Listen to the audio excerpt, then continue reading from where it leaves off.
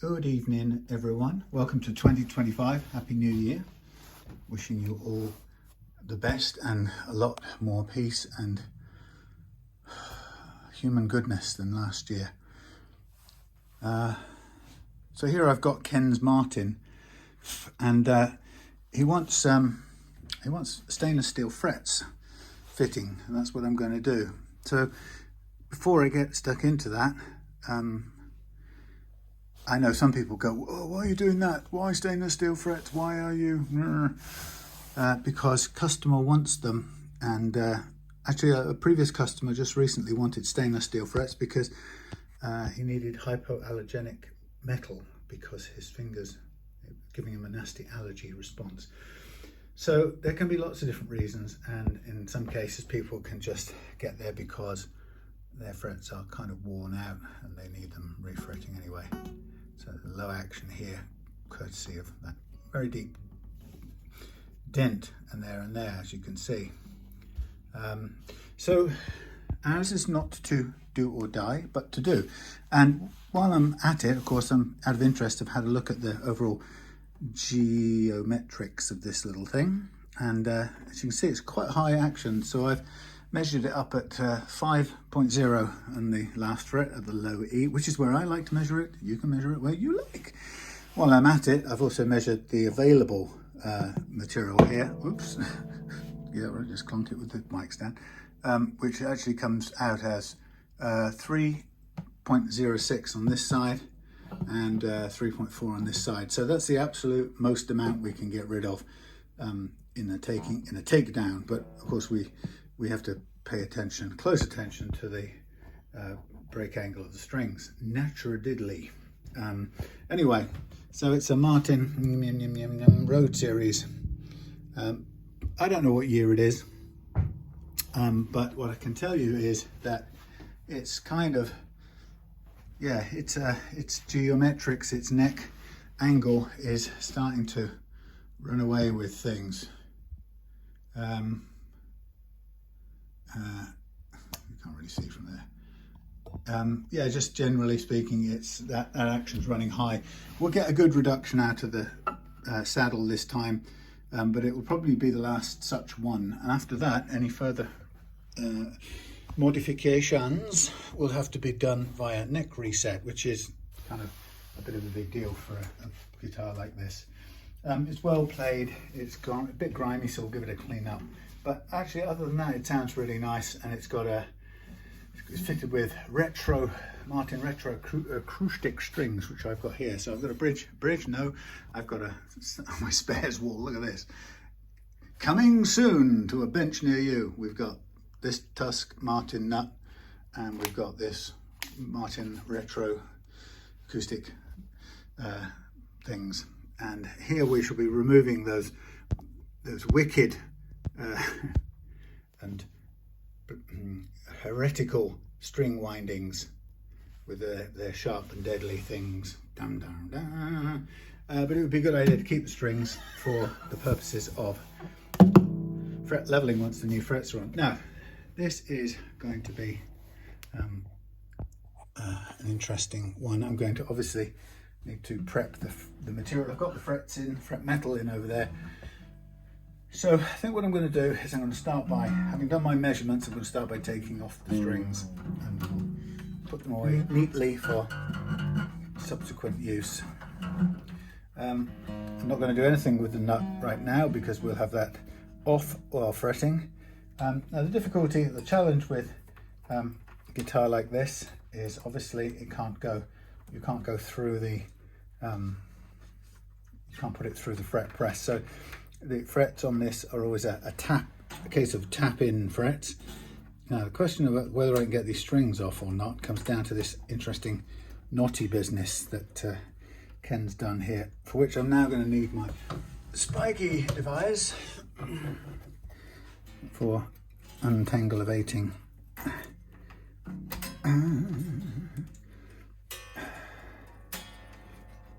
Deadly. Anyway, yes, so what was I saying? Oh yeah, the challenge of fretting here is to, oh there you go, look, that's busted there.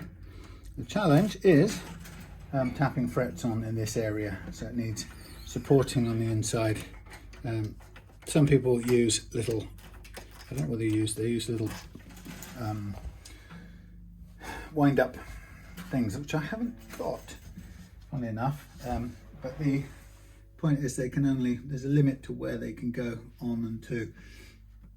I don't think this is no, I'm pretty certain this isn't a bolt-on neck. It might be a bolt-on neck, but it's certainly not shimmable. Martin made one not so long back, and I got a customer of mine to buy it especially because he was looking for an adjustable neck guitar, and so he bought it, and then as soon as it arrived he kind of did a load of research which revealed that in fact there were no shims available either to dealers or repairers, which, and certainly not customers, which seemed a completely pointless, or defeated the object, you might say. And so he sent it back, and I'm not sure if he gave them any feedback to the effect of, if you want to sell this thing, you've got to make this these bits, these shims available to the, if not the customer, and at least to the authorized repairers and or service centers. But whether or not they paid any attention to that, or whether or not they would pay any attention to that, is anybody's guess. Yeah, so what I'll do for this is I will probably end up making a wooden rubber support, only because I haven't got a wind up one, and I've got plenty of spare bits of wood to do that kind of job. And I think, just looking at it, I think it will sit on the it will sit on a brace. We don't really want it pressing on there. There's quite a good sort of seating there. It's just the last couple of frets that really need the support, so we'll put in a block that just fits into there. So these are put aside for afters.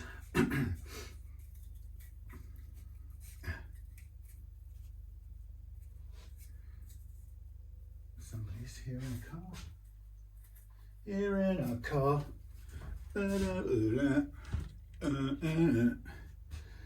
Okay. Ooh, grime and gruesome. So what I want to do is tap off this ear nut. Nicely fitted, I've got to say, beautifully fitted, but it's going to need to come off because we're going to do a whole load of different things, obviously. So I'll give it a little tap there to break the glue, a little tap backwards, followed by some persuasion to come off the, will come out of the slot, supported like so. Drifty, very nice, nicely fitted, nicely made. A bit of overcut on the base of the, what you call it. It's not come off stuck to there. There is a little bit of lift, but it's nothing too bad. Anyway, we'll use that for measuring up the next one. Okay, so as always the way, what I want to do is, oh blimey, what happened to that? I had one of these here long, cranky ones. Where did that go? Oh no, don't tell me I've not got, imagine that, the truss rod starts down there somewhere. So I'm sure, where is my lever? Perhaps, he said, crossing his fingers desperately. Perhaps there is such a device in here. Oh, that would be too good, wouldn't it? Have your eyes. Oh, Martin. Oh, Martin, take care of your instrument. How long is that? adjustable truss rod, Martin style. That should be a hex U-channel style one. Blimey, you got the stringing method from Martin themselves. The devils. Okay, proper care of you. Adjusting necks and top. There's no reference to the Martin truss rod adjuster. Shows you the assembly, the construction of your guitar. That's fabulous. Okay, so that ain't no good. I don't think I'm going to get anything in here that's going to fit. Well, you don't know. If it's a U-channel one, it's going to be, there's a brace in the way of that, so that ain't going to work. Oh dear, I could be stupid. It's not the right word.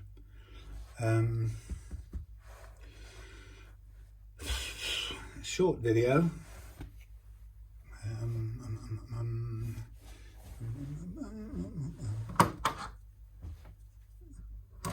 Encore India, that's a nice long one. That'd be the right length by the looks of it. Could do with something that long. Holy cow. How long does it need to get in? Right. So that's telling us that the truss rod comes to about there. That's mad. I'm going to get it in with this one. It's just going to be too short by a country file mile. I've got a short one now. That's not going to work. Oh. Right. Well, I don't strictly need it immediately now, but I'm going to need it. I'd ideally want it. I'm going to have to order one. A super duper long one. I'm sure I had one, but where it's gone. Sorry. I've got a long fendery one that's no good to anyone. Far too small. If it's it needs to be the long one on a left-handed crank. So it's got to be minimum size, and it's not that. Long and angled, I've got maybe I might go and look in other boxes for extremely long 5mm. Long 5mm thing. A blasted pain. Oh, that is annoying. Anyway, right.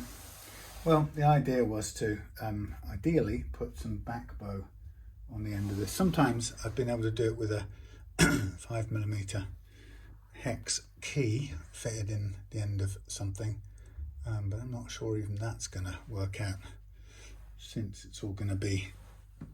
Let's just have a feel. What's in that bag there? Anything that's going to work here?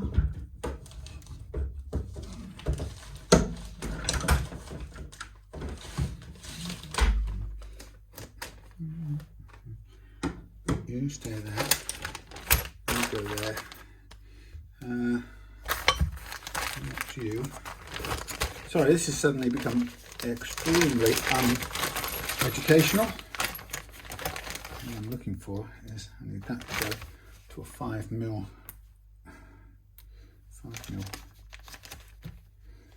end bit. 5mm. That's the right length. That'll never go in because it's too short. 5mm. That's a 5mm socket that we ain't going to get anywhere near into there. Damn. A Taylor one, but that's not going to go. All right, well look, I'm going to have to go and order myself in. Where's the thing? Let's put this out of the way.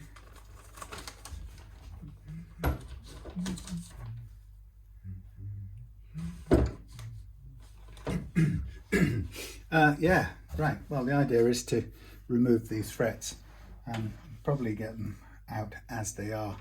It just would be technically more fun to have them backed off slightly, but that's a smaller part of the deal.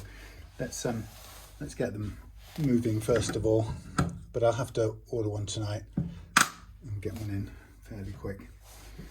So the idea would be, I'm going to get these frets lifting at the ends, like so, just a little nip, like so, and then I will get this, some water and some heat. So what my way of doing this is always to just go and get the initial bite of the fret end. That's usually the only troublesome bit, and I find doing that up front rather than later is always the best way in my experience. It gives me a good start, and then I can come back in with the water, a bit of wet moisture and a bit of heat. So the idea about the truss rod bending the neck is if you bend the neck into a bit of a back bow, then you have kind of theoretically release the grip of the frets a little bit, or the wood, relax the wood's grip on the strings a tiny bit. And that's sort of debate. Oh shoot, I've just undone my thing that keeps me warm. That's debatable. Right, what am I doing? What am I doing? I'm going fire, fire, heat, heat, heat is on, fire is on. Right, yeah. So it's a good idea, but it's only a small kind of help. So what I think I'll do is I will take the frets off, and then I'll give everything, take the tuners off as well, and give everything a good clean.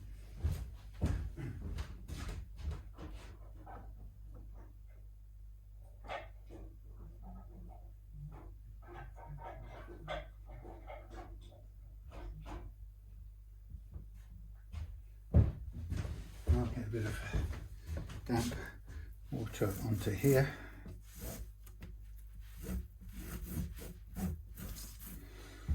Much, not too little. We'll get the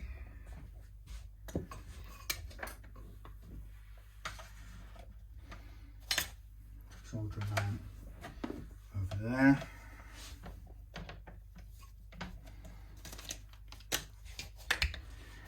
Okay, so a bit of water and a bit of heat will do the trick. So here we go. So we'll change hands, that's the normal thing. We'll get this over here. Let's see if we get this under here. Is that the better? That's a better idea. Okay, so let me do the first few.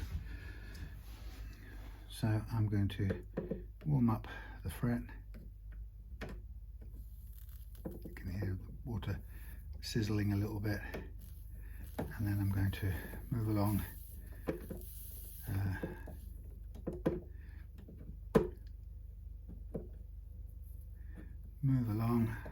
So sometimes the frets lift up helpfully just by sort of chomping on them with the lifter, but this one, these seem quite snug.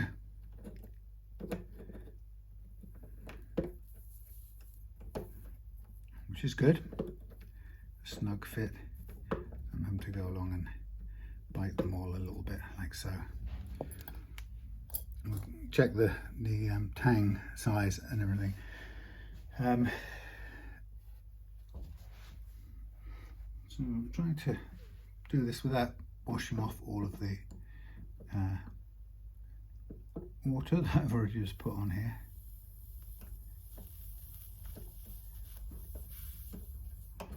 There we go.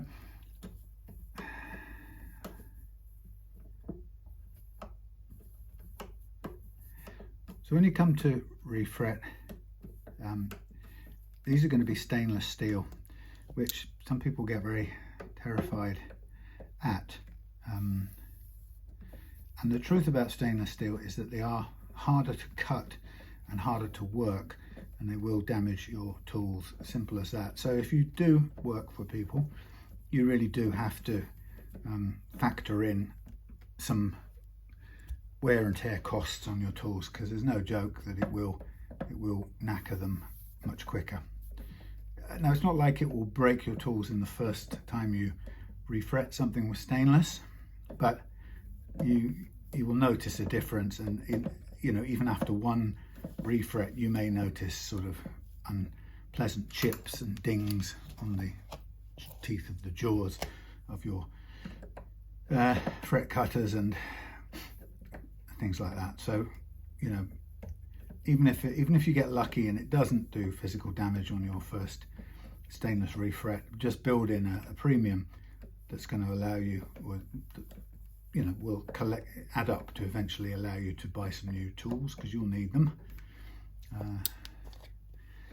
I've broken a pair of cutters, the whole handle sheared off cutting stainless steel, the head, one side of the jaw sheared off on another. So I've gone through a good 2 or 3 in my time. Stainless steel of the highest jumbo size is really difficult to cut.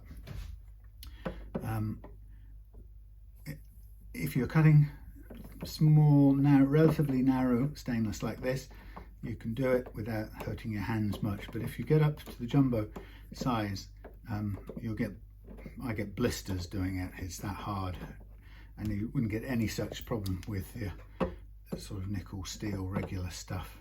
But there you go, that's the price you pay for the extra long life hardness of the steel.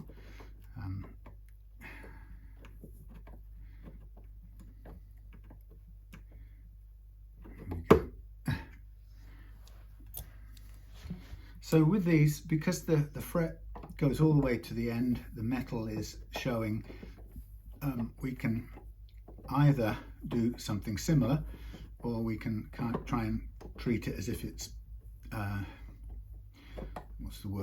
treat it as if it's a bound neck and cut slightly short and fill the end. I think it looks cleaner with the metal going right to the edge. The difficulty is with that is on this guitar you've got almost no way to reach the frets up here to get a end beveling file in. You have to use very particular special files, and it's very hard to get an absolutely flush, smooth finish. So it can be better to cut to size first, and hand size the frets so that you don't actually need to go up this end with any files. It can be very effective like that, and you can certainly avoid any file damage up on the guitar top or anything like that. But the downside is it can be a little bit rustic in the fact that the ends, when you look down the guitar neck, they don't all look perfectly in a sort of precision line which you get with an end beveling approach. Depends on what we can get in there. If I can insulate or protect off the fingerboard, then it might be good to just make a special file for getting up to the ends. I've got a couple of flat files that can do that, but I just need to protect the board, protect the top, sorry. So in a way this is sort of the easy part. The harder part is preparing the slots and then bending and preparing the fret wire. And I guess the good thing about a guitar like this is if you can get a saw all the way through, then you have a much better chance of cleaning out the slots than if you are using or doing a bound fingerboard edge, or you're treating it as if it was bound and preserving the end fills, for example, which sometimes is a nice thing to do if they're already done. There's an aspect of fretting that I have yet to get any good at for some reason, and it comes down to the very end of getting the frets on. So I find it quite difficult to get these perfect finished frets without damaging the binding or the finish on the fingerboard, the edge of the fingerboard, I should say. So somehow people seem to manage to get that beveled flush without the files they use, somehow without them contacting the edge of the fretboard and the finish that runs up there. I just can't imagine how they do it. The only way I know how to do it is to do all the fretting part first and then spray over the fret ends with finish. You know, in other words, finish the neck after it's been fretted, or refinish the edge of the neck. But it seems to be a skill that a trick in there that I can't seem to find how people do it. Anyway, so what I'll do is I will clean up everything, and then I will concentrate on cutting the slots to ensure that the slots are first of all wide enough and that they're also clean of any detritus and grime, because at this point we absolutely want the frets. It's critical to get the frets to sit flat and flush the first time we put them in. That's a really important part of this whole thing of refretting. So there are all the frets out. I'll put my hot thing over there. It's probably time to take my scarf off now. Okay, so we've got a pile of nickel steel frets, like so, with a little tangy bit sticking out. Nice. You can see maybe you can see the way that that they're shaped, how they meet the edge. So it's a kind of curving. It's a slope, but it curves around a little bit. So let's have a quick look at the measurement of the tang on this. Just to make a note of it on the board. So the tang 50. It varies depending on where you place it. 50, 50, 49, 48, 50. Call it 50 on the safe side. Tang 50. Okay, let's put this over somewhere else for the time being. On there. Stand up there. Right, let's have a look at the fret wire. Sorry, not a very good view. The fret wire. I get it from various places, but this is I often buy in the meter from Tusq luthier supplies. They typically sell Jescar fret wire. So in the meter quantity, which I prefer to have, buy it in meters. I like to bend it myself to the diameter radius I want. So if you buy it in the meter, you can get enough for, well, 2 meters is enough for 1 guitar, 3 is enough for 2, because you always get some left over. So just as a note for myself, we got I don't know what number they call this. I don't know if this is stainless steel or 550 9055 stainless steel, and it's very similar dimensions to the stuff that's already on there, so it's quite narrow.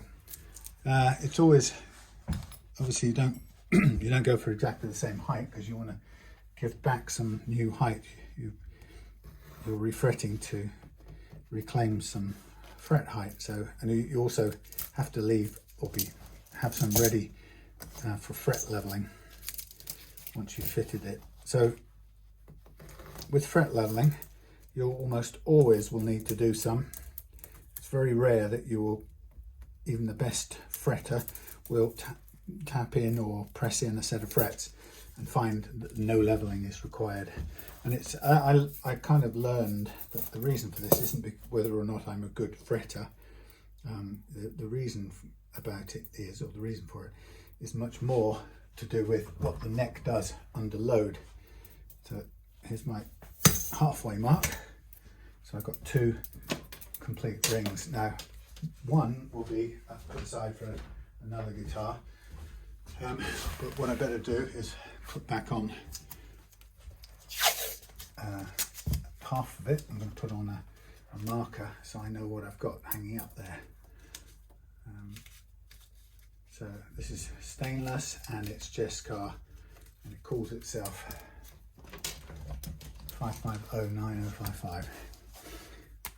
So stainless steel 5509055,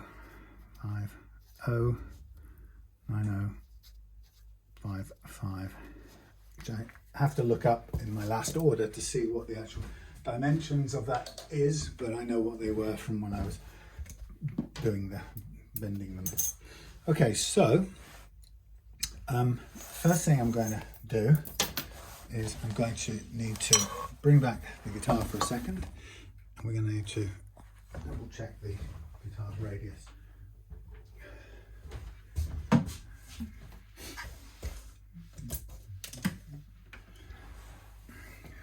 Can go out of the way.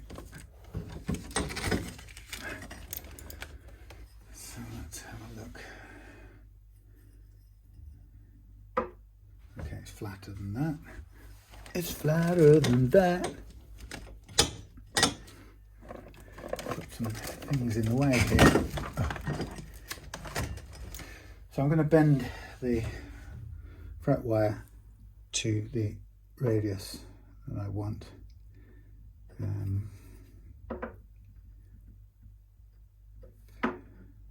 15 is closest. 16 is probably dead on. So dead on the mark. There's a little bit of curly over, rounded over fret on the edges. I would say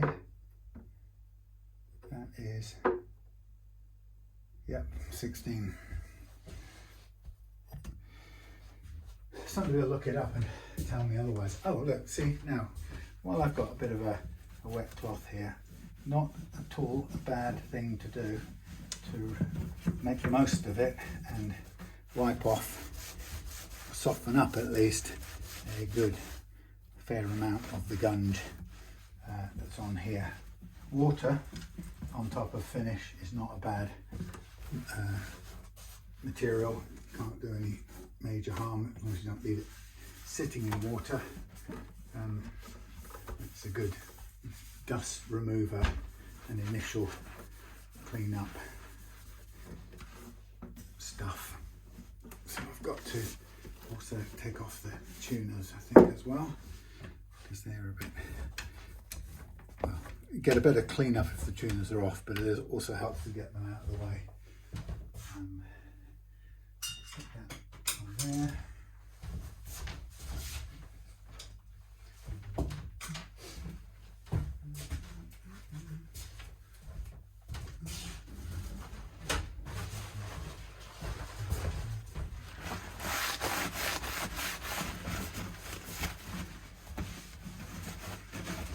Just a little bit of a de-dust, get some of the initial grime out of the way so I feel a bit happier handling it.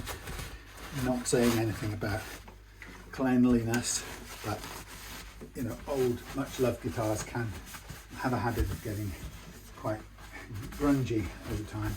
So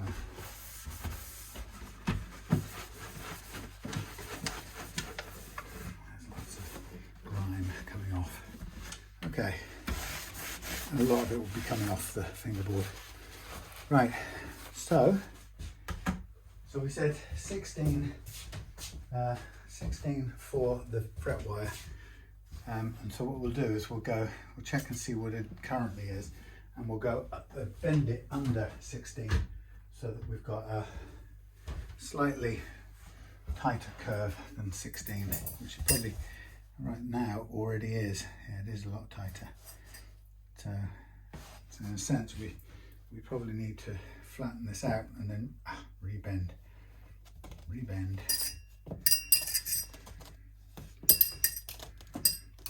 Fairly easy to do. Although it's a bit unwieldy. So it's not going to be a very good view, but I'm going to go over to the vendory thing over there, and I'm going to take it over.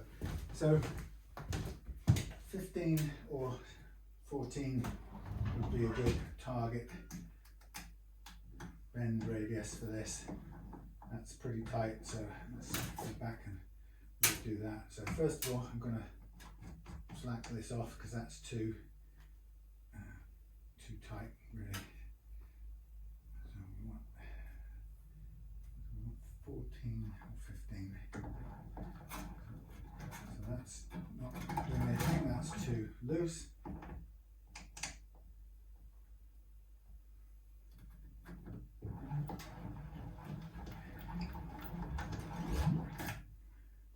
Probably. So it's there's no calibration on this, it's all trial and error, really. Oh, I've got a hole in me with some blood. Look, 15. It's still a bit tighter than 15, can you believe it? Look, 14.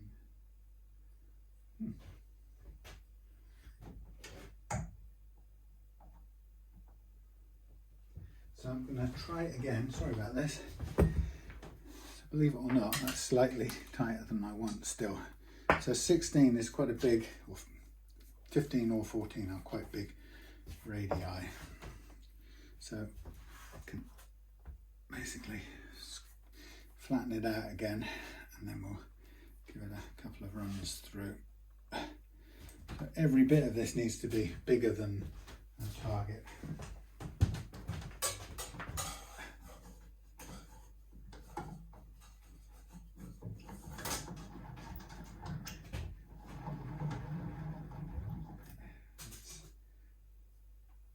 Too loose, but it's doing it slightly.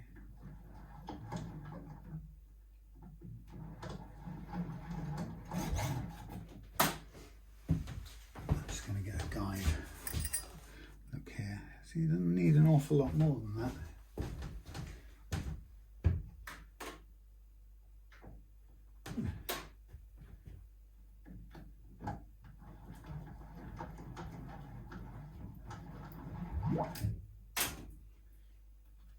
Through twice.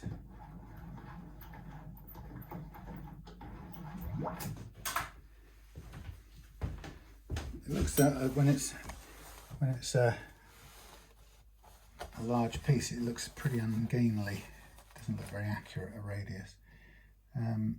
So that is, let's go to 14. Okay, 14. Tiny bit more tightened.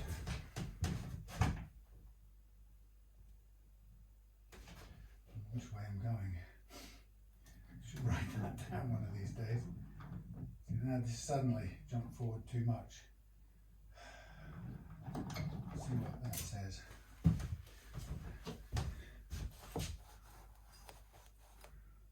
No, it's too tight now. Bloody hell. Right, I do need to put on there which way tightens and which way loosens because I'm too much in the dark.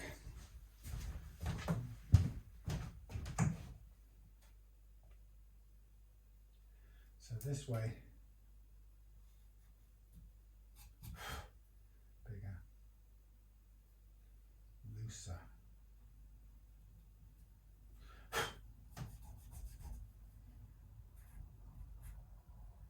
Tighter.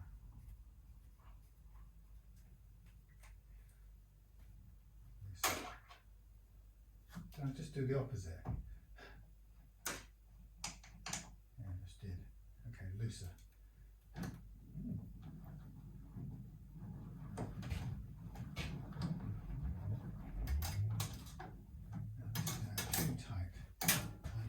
we'll get there. Just a matter of seeing how far off we are. Too tight. So I'm going to go looser, but I have to stretch this back out.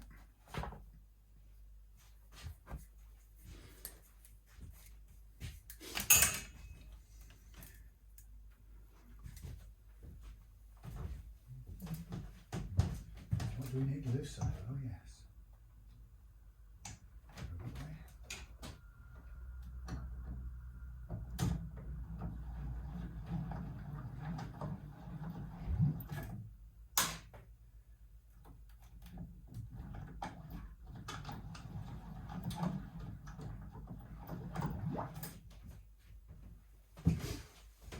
Closer. Closer.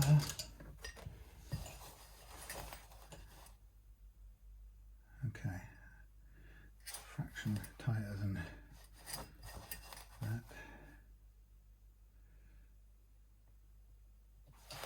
Okay, I can live with that. It's a little tighter, but that'll do.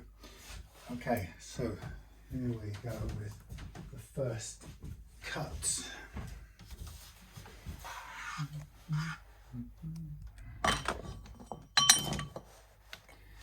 there, stay there.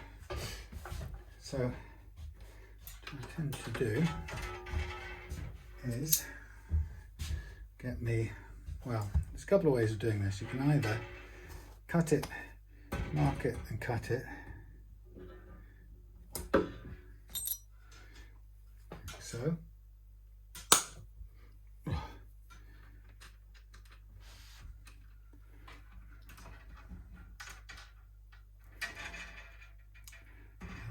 Definitely bleeding. Oh, you can see how hard that is, and that's not even small gauge.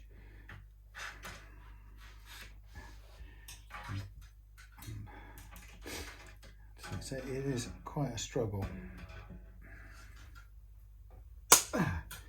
with the full, what do you call it, that stuff, jumbo wire. In the past I've basically used Owen clamps last time to cut them, to do the squeezy bit, because it was so hard.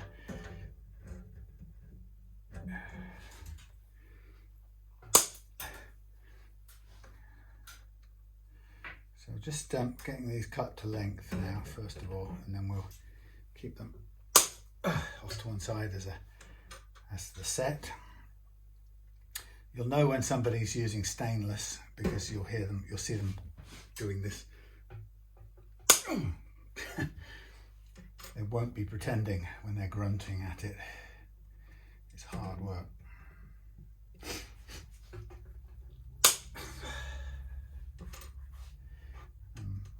Not completely weak.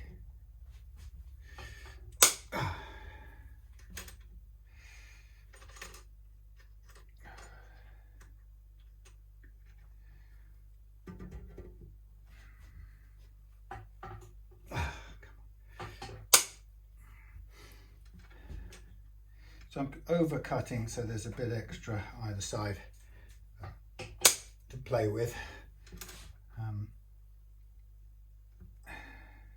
To begin with.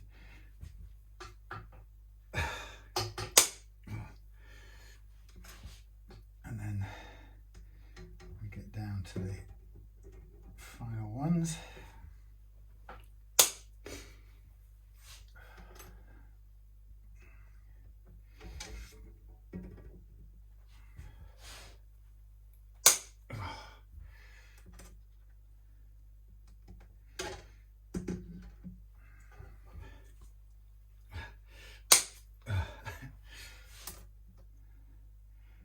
Get up to this end, you can't guesstimate it very accurately. You end up probably with a bit more wastage than you would want, but it's not the end of the world. 4 more to go out of this piece.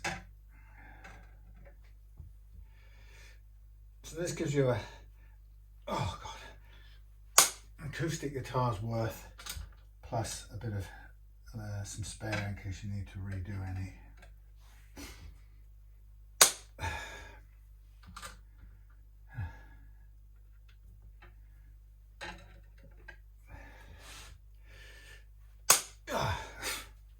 There's our spare. So you can see that I almost cut myself. Several cuts since yesterday. Okay, so that's me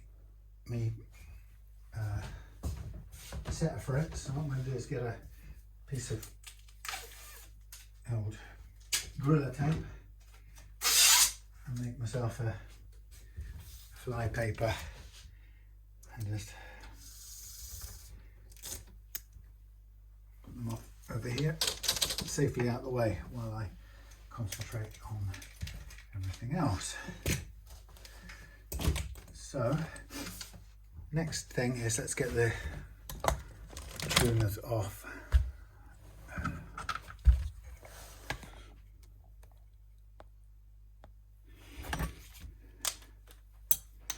So one of the things I wanted to just check before I go any further is the tang width on this. Gives me an idea of if we're going to need to widen the slots any. Okay, so they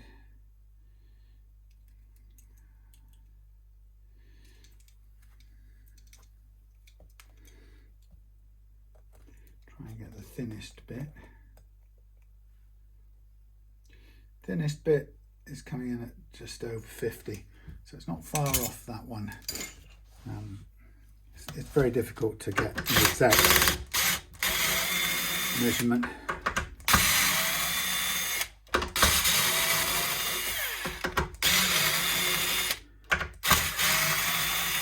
I've got an acoustic guitar to repair at home, which is going to be a matter of it's gone here at the, what do you call that joint? You know that joint, scarf joint that goes across on. It's an inexpensive model guitar, but well, not inexpensive. It's a Walden, but it's got a scarf at that point and it's come apart, so I need to glue it back up.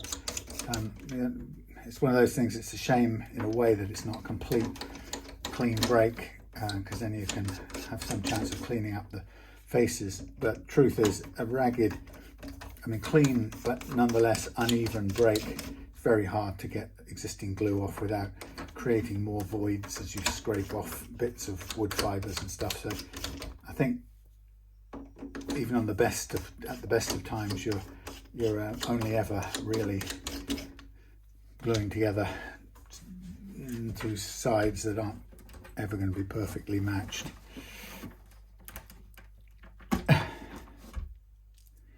You sticky stuff. These are all a bit loose, but that's okay. Put them there. I'll put little labels on them in a minute, just so that I know which is which. Just because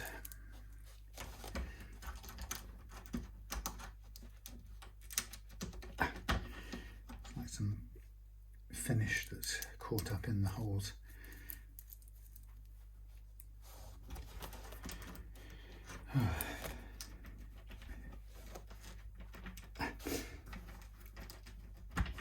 I saw something on Telegram last night, and you know I often talk about Ukraine-Russia conflict. I saw something on Telegram which I'm not going to describe in detail because I don't want to, in any detail, because I don't want to upset anyone or trigger anyone, but let's put it this way. Those who know their way around such platforms can find the thing if they want to see it. But those of you who remember the film Saving Private Ryan, there was a scene, pretty disturbing scene, with an American soldier and a German soldier hand to hand fighting in this house overlooking the bridge. and it's a few minutes of actually pretty terrifyingly done hand-to-hand fighting. And to that day, when I first saw that, I thought the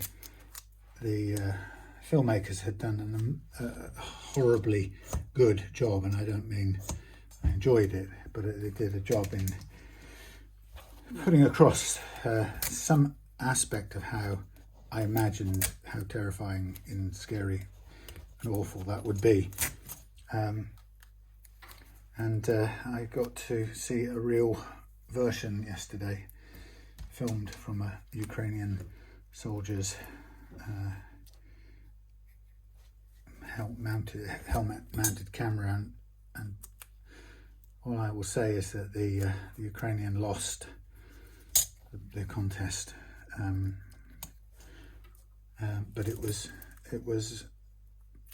horrendous. It was the worst 6 minutes of such footage that I've seen, and I don't enjoy that sort of stuff at all. And the question sort of comes up: do I wish I hadn't seen it? I mean, it puts the Private Ryan scene actually into the shade. I mean, that looks. Imagine that Private Ryan scene amplified by 1,000 times. It's just awful. 6 minutes of this bestial struggle. Yeah, and I kind of saw it, and I thought, part of me was thinking I should never avoid ever seeing things, go out of my way not to ever see this in its reality. And I'm not sure I believe that. I don't want to pretend that this stuff isn't going on. I'd much rather know the factual or the real life of something. I'd like to know how something is. I'd rather be realistic than fool myself that it isn't happening. That's a nice little clean up in that crevice there. Yeah, so very, very, very hard. But as we come into this new year, that's what we're living with. And I'm amazed. I see people on TV and they ask them what they think about the new year, and a lot of people still are just self-obsessed, in that way, that they're just thinking about their day-to-day lives and what's important to them. I find it astonishing that we're in this world where this stuff that I described is going on. A very real thing marching across Europe, and we're a huge number of people. We're just kind of getting on as if it's not a real thing, or as if it's not actually happening. I find that hard to process, really. I suppose the question would be, well, what would I expect people to do if they took it seriously? And I guess I would think we would be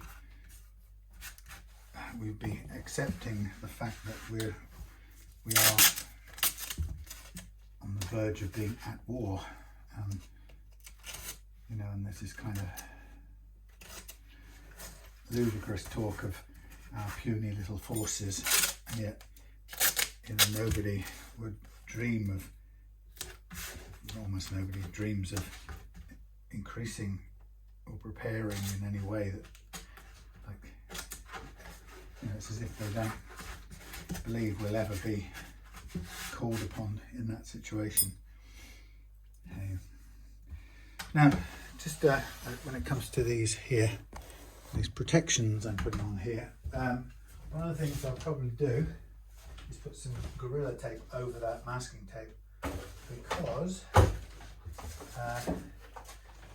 helps to protect. If I'm going to get a saw blade in there, I really need to protect that every which way I can, but I need the first bit to be harmless, so that kind of very light, it's a 3M tape actually, but it's very light and inoffensive, so that protects the underlying surface, and then I can put on Gorilla Tape on top of that, which has got obviously more glue, but I don't really care about it from the glue perspective. What I'm interested in is its protective qualities, particularly where the saw would come off. So I would go something like this, and so on. Yeah, I don't know. God, what do I want for 2015, 2012? I wish we'd go back in time to 2015, 2025. You know, I do want peace more than anything else, resolution of the conflict. But I have to say, I'm still of that mind that it can't be at any cost, as far as I understand. I mean, you know, and that's what the real problem is that people are suggesting that it will be done by one country in particular acceding to the demands of another, in order to just stop there being the conflict. You know, and that's about the same as saying, well, I know how to stop this conflict, you surrender and give up everything. Oh, okay, that's a good way of doing it. Well, it's true, it would stop for the time being, but the cost to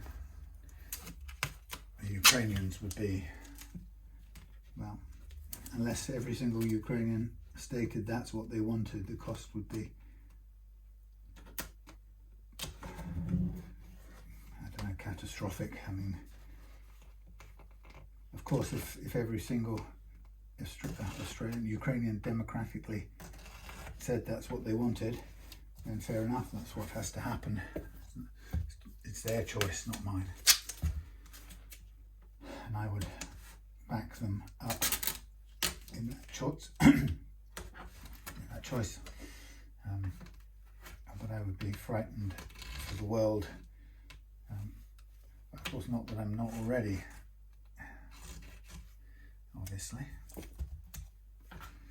Anyway, but yes, I have often heard people talk about certain things they've seen online, and you know, I've often heard people saying, don't go and watch that and don't look at this. I did, you shouldn't. I've never been, well, I've sort of understood that. There are some things I've completely avoided going to see. I don't want to see them. But I think having seen this thing last night, I think being realistic about what's going on is important. Okay, so but I do wish for 2025 to be peaceful somehow. Now, if you look at this, we've got a tired, well, not tired, but we've got a well played fretboard. It's got no major dents and stuff in it, but it probably could use a gentle sanding, and it certainly could in so far as cleaning up these little crunchy edges, which would be good to do. So it depends on how we want to do it. We can get our saw, depends on which one.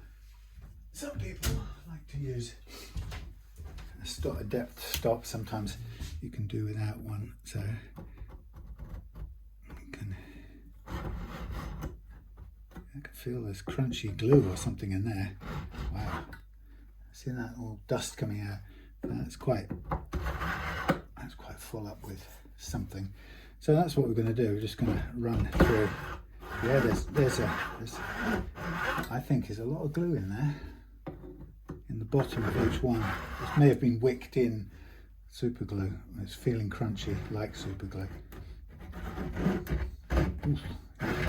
And you almost hear it, and you're seeing it come out as white dust, which is, that's unusual. I wouldn't expect super glue to be in there. Yeah, it's in all of them, I think. You can see the white. Can you just about see the white? There's a kind of white. You see that white down the middle here? That's super glue. That's strange. And it's showing up as crunchy. It's cutting in a crunchy way. But that's fine, because once we clear out like this, then we've got a nice clean slot to use. Now sometimes the slot has to be a little bit bigger. And I don't have any super technically precise tools for this job. I use a variety of things, in fact whatever works best. So sometimes it's a different kind of blade, sometimes it's a small brass tool for kind of just forcing the frets a little bit wider. Sometimes it's a little scraping tool. Sometimes I can use a coping saw. Sometimes that works. So the idea is we're going to go all the way up all the frets, clean all the way up. Yeah, definitely glue, crunchy glue in some of these.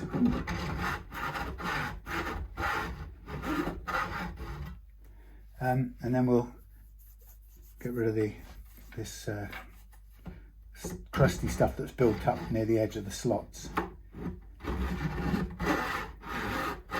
Now obviously, the reason I've covered this up is to protect the guitar top as we come anywhere near it with a saw. Wow.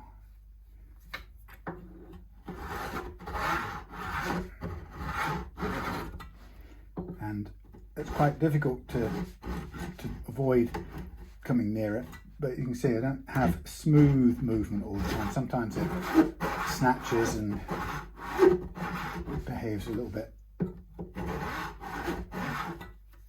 erratically, so we need to be protected. So like here, this one's full up and it doesn't want the blade to go through it. There we go. It's all right once we get it through.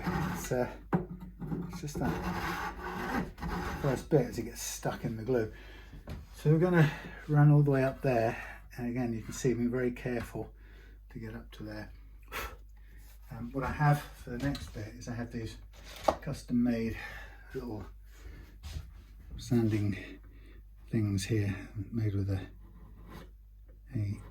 piece of detanged jumbo fret, and it just allows me to go over the edge of the fret, and that takes the crunchy bit away and it makes it much more likely to get a flat surface to fix the new fret on. So as we come up here, wrong one, I'm not using that one, I'm using this one. So this is quite a challenge.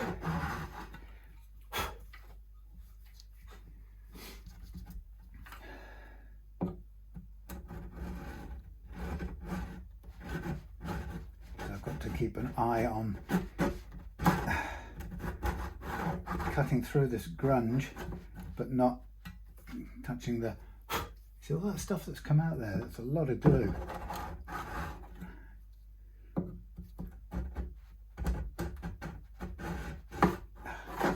And again, how weird is that? Crunchy.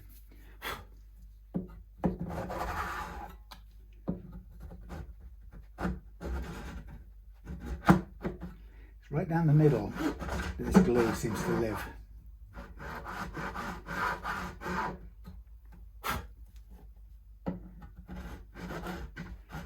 I think when you're doing this around the body, the top of the guitar, you need to concentrate on one end of the blade rather than the other.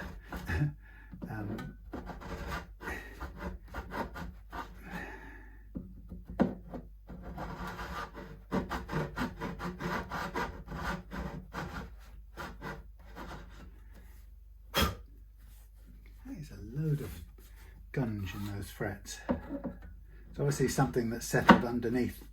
It's right down the middle. It's like somebody's put a blob in the middle. Oh God, it's really crunchy. So at this point you can see it's kind of gripping until it cuts in and we start to move the glue, and then you'll see all the bits come out, crunchy bits come out this end. But until that point, it's quite hard to get it to do anything, and it's trying to, it's encouraging, inviting a cock up. That's okay, I think we're good. It's got a kind of golden look about it, that crunchy stuff. So I think it's glue of some kind. It might be wood glue rather than super glue, but anyway. So then, yeah, the nice relaxed bit next is just to kind of go over these. No harm doing this, even if we go over the whole fingerboard with a bit of sandpaper. This is just get rid of the ridges that build up, and they're usually just grime, either bits of leftover glue, sometimes finish, or in the case of this one, glue and finger grease. So it's good to get rid of it first, and then we can lightly sand everything if we want to gently remove the kind of finger patterns.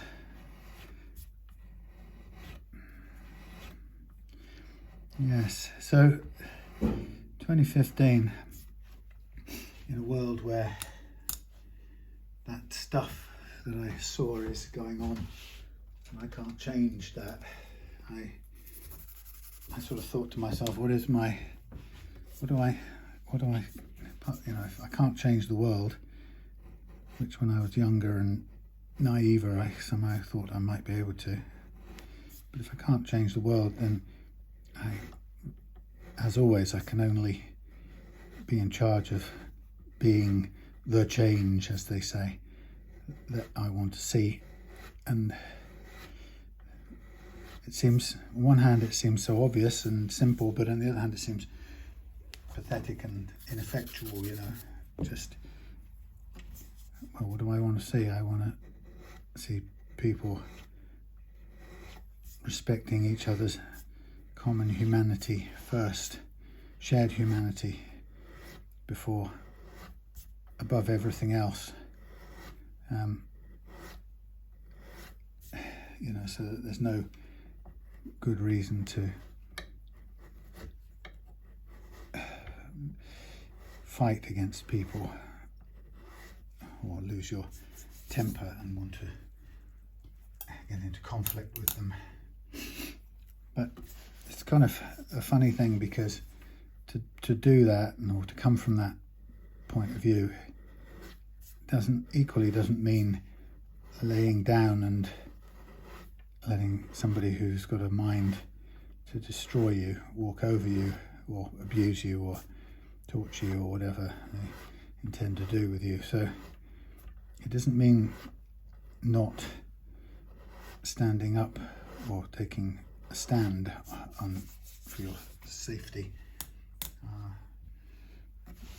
And the problem is, when you look at one side of that equation, you say, well, okay, so let's say for example the Ukrainians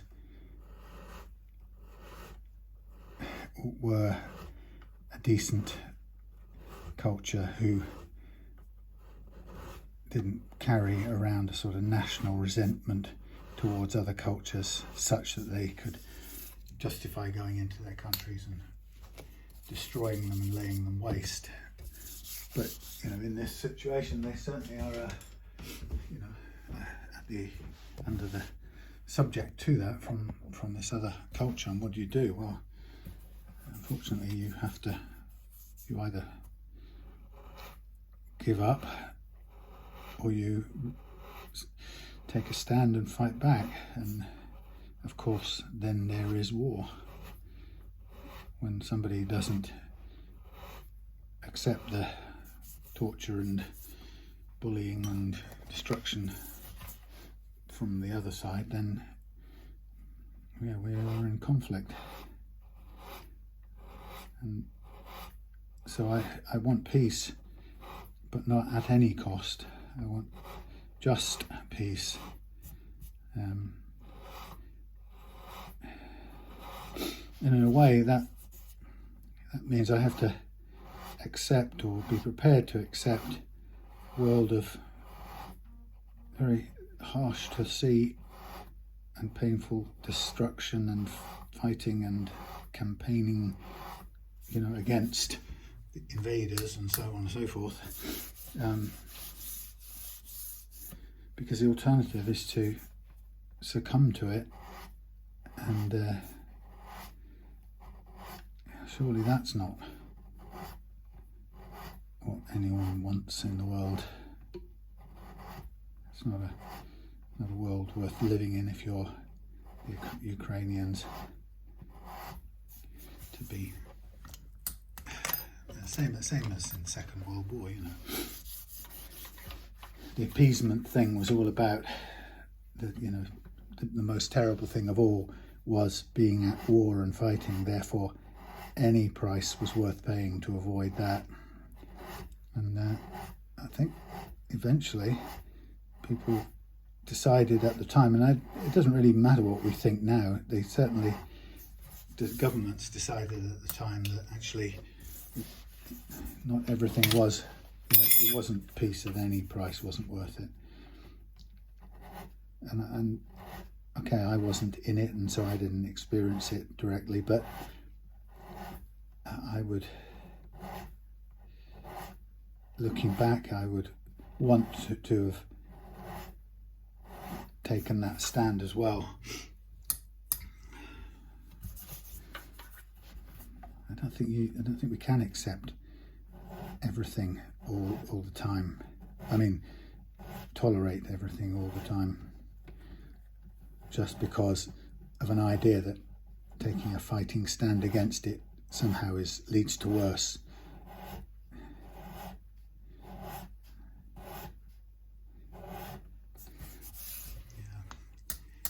So I can't see any other way than supporting Ukraine if Ukraine wishes to risk its young people and the life of its country in order to try to preserve its sovereignty and freedom. Well, I can't fault them for that. If that's what they want to do, then I would support them.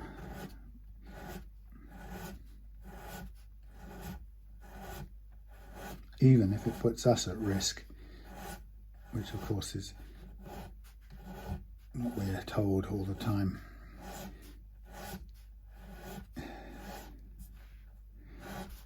So anyway,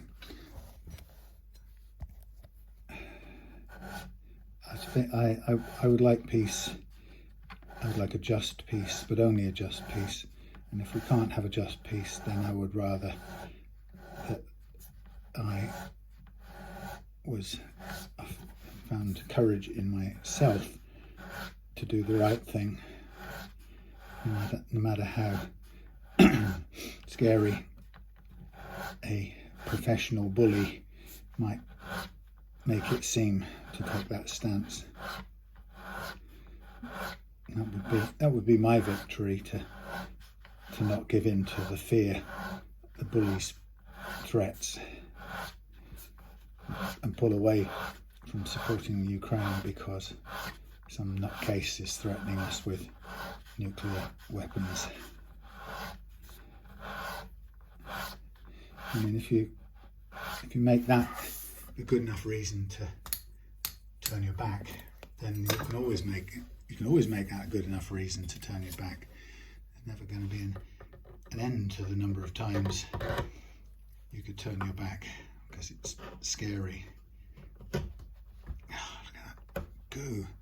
There's so much crap in the bottom of here. What was it? Maybe it's gone through to the paper over the truss rod or something. It really has gummed that up.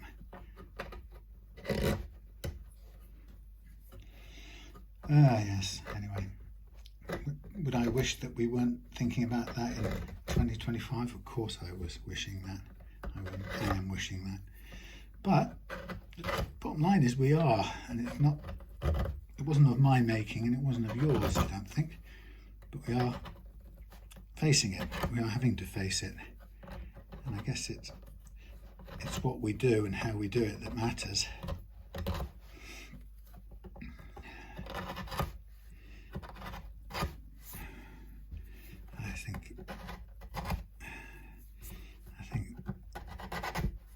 My concern is that I don't think human history is going to get much further if we don't stop elevating or giving power to such dangerous individuals as we are currently doing.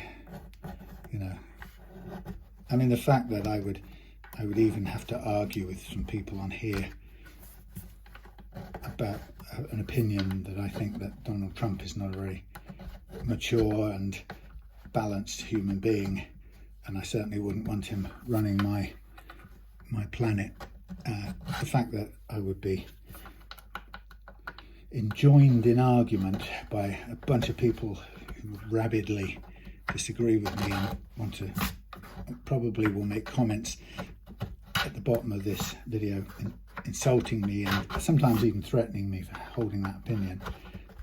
That's exactly what shouldn't be running the world, that exact energy, that kind of way of dealing with problems, with human life, with things. And yet, that's the fact that people would jump at me and attack me in that way is a pretty powerful indicator of exactly what's wrong. You could say that's exactly what I think is wrong with people and leadership. That immediate resort to anger and threat. And actually, often, even in comments, thinly veiled threats of violence. Very thinly veiled in many cases.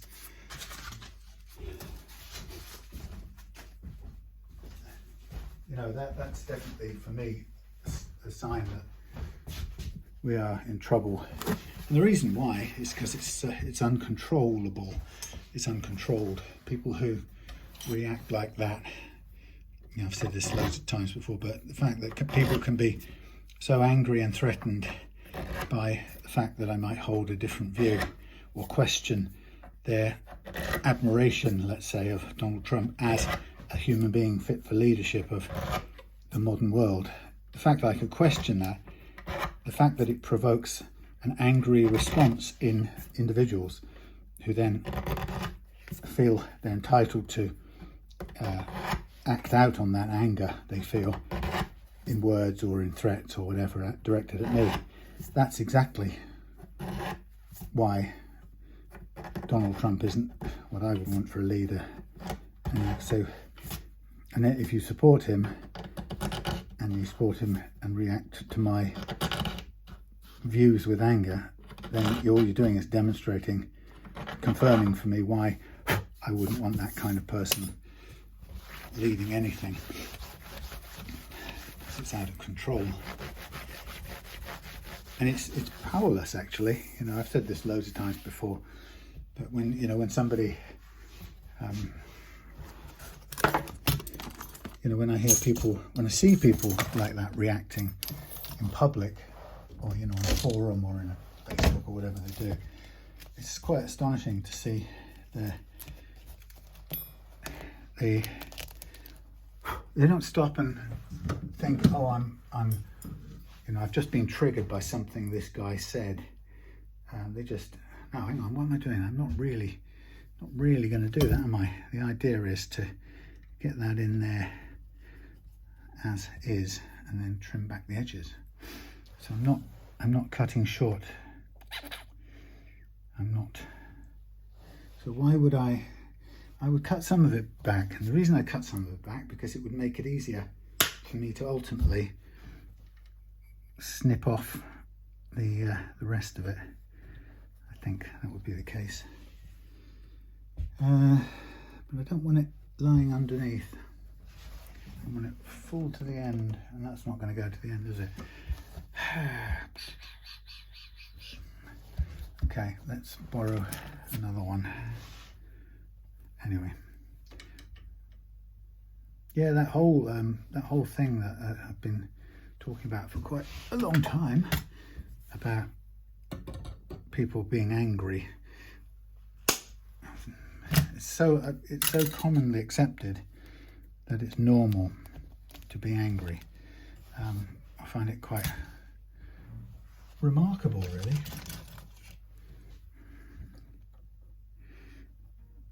So I had a special thing here, brass. I made a brass widener, which was quite good for tapping in case we needed to very slightly widen the thing. And it sort of went something like this. Tap, tap, and so on. And so on, because the idea is I'm going to want this to seat nice and firmly.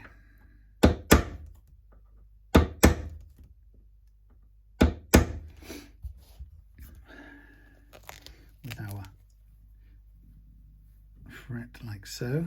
We want that to go in and, well, not like that, basically fit in.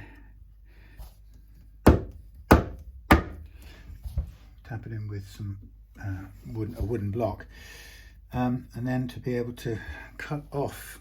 But the problem is, you see, I don't want to be, I want to cut, when it comes to it, I want to cut back, and I want to bevel back some. The problem with this is if I cut back and then I have to do a sideways cut like so, which is got a minimal reach, and then it tends, if I do it here now, it tends to, does it twist? No, actually that's a good clean cut. I'll live with that. I used to think it might twist it too much, but actually that's not too bad.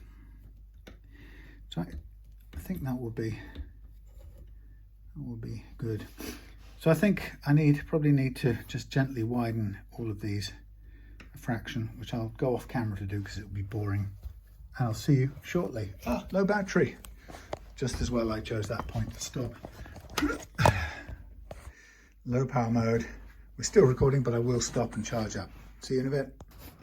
Here we are again the next night, and the batteries ran out on the phone. So you rejoin me on this video with all the frets laid.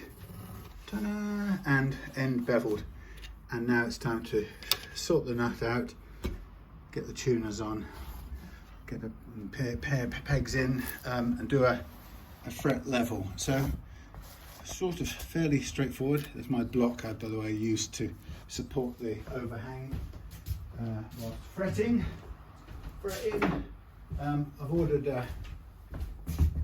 I have ordered a, what's that thing called? I have ordered a Martin truss rod adjuster, so that I can do that probably on Monday when it arrives. So here we go.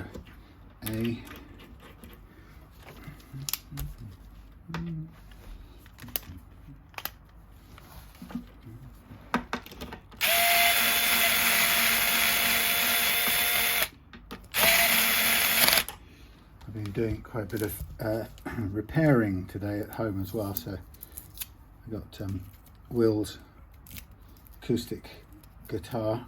What's this? This is a D.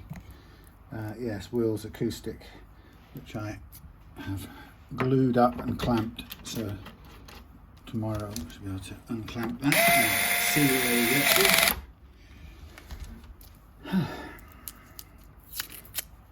So sometimes it helps to do that kind of clamping at home, because I can support the guitar upside down, which is what I needed to do to get the glue into all the right places.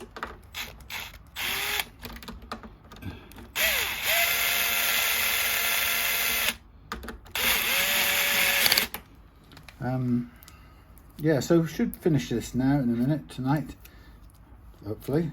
I'm going to do the end fills with a different material tonight. I've never yet found a satisfactory end fill material that doesn't require that I do a huge amount of edge refinishing as well.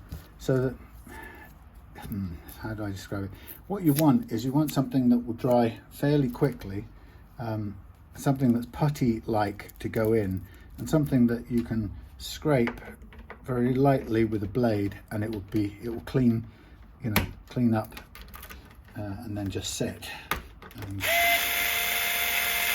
And everything I seem to use seems to go in, do various bad jobs. So I tried this, what do you call it, stuff, burn sticks for furniture colour repair or furniture scratch repairing, and it's a kind of an epoxy that melts with a soldering iron, and you sort of basically squish it into the place you want to fill, drip it in. Basically, it's quite liquid. But the problem with that is that it flobs out to the side and immediately cools, which you then have a solid material that you have to scrape off. And if you try and scrape it off, you end up with stuff left over, or you end up scraping the fingerboard with a knife, and so it just isn't practical. It's just more trouble than it's worth. So I've tried super glue and dust, and that's messy, and then again you have to scrape or sand the fingerboard back, which means you have to refinish it in some way or other. And then I've tried a kind of 2-pack wood putty, which actually does dry fairly, it's an overnighter actually still, so it's quite a slow dryer, which is okay, but it's a bright colour, so it's hard to get it down to a suitable dark colour. I mean, I haven't tried adding a bit more spirit stain into it might work, make it dark, but again it's a long slow thing. And then there's a kind of really effective one would be this quick steel stuff, which makes it's a 2-pack, but it dries really quickly, and it makes a kind of quite a hard putty, so it's like a JB Weld, only a fast setting one. And then failing that, last one is JB Weld itself, which makes a nice consistency putty, which is easy to get into the hole, but then requires probably 24 hours to set, which is a bit of a pain.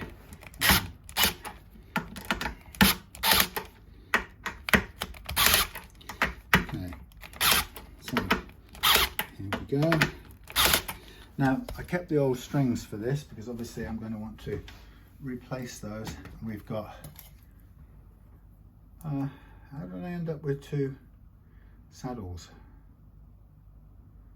That's bizarre. Where did this one come from?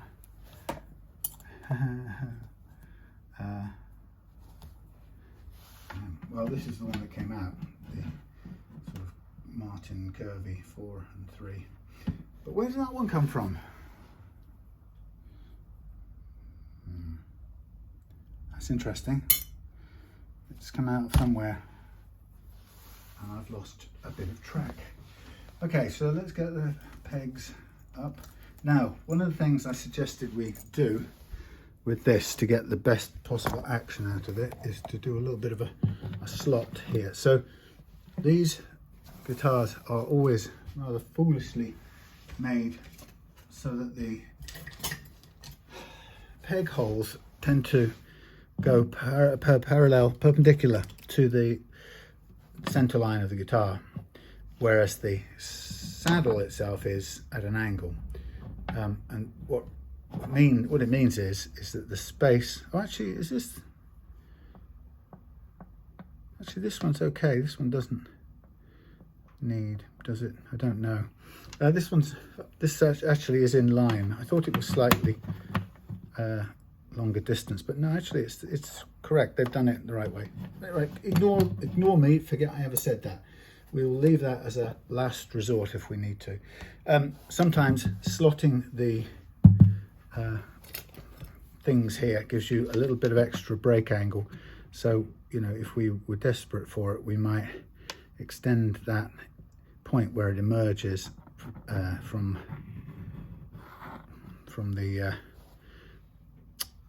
that thing there. The whole, actually, I'm not sure if it is exactly the same angle, but it's close. Yeah. If we slightly move the position where the string emerges from, we get basically a little bit more of a straight angle up to the saddle, and it means we can have more lowness but retain the height. So that's just as a kind of start point there. I will concentrate on, if anything, on the high 3, top 3 or 2. It wouldn't be very much slotting anyway.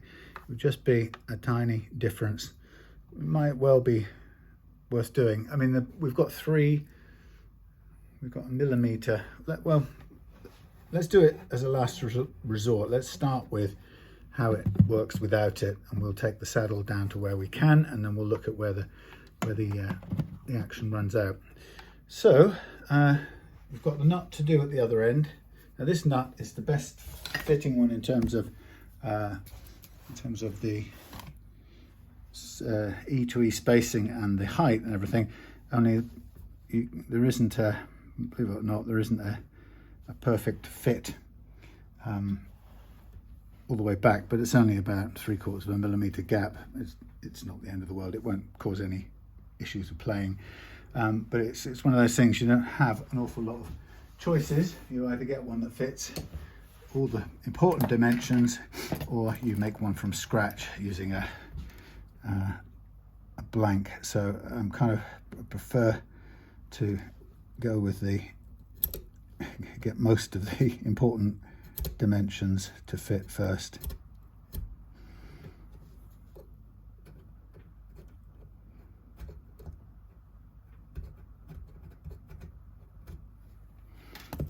Got a little line on here for my amount of width to take off. So we're going to get our old strings out. These are not going to be very good quality now. They've already been used a few times, and they're probably quite old as well, but bear with. Interesting, I was talking yesterday about that horrible video I happened to see on Telegram, and interestingly Claire brought my attention to the fact that it was mentioned in some mainstream news channel today, which I thought was quite surprising. Obviously it didn't go into too much detail, but it certainly described exactly what it was about, and it said certain things about it which I'm not entirely sure are accurate, but it was more or less accurate.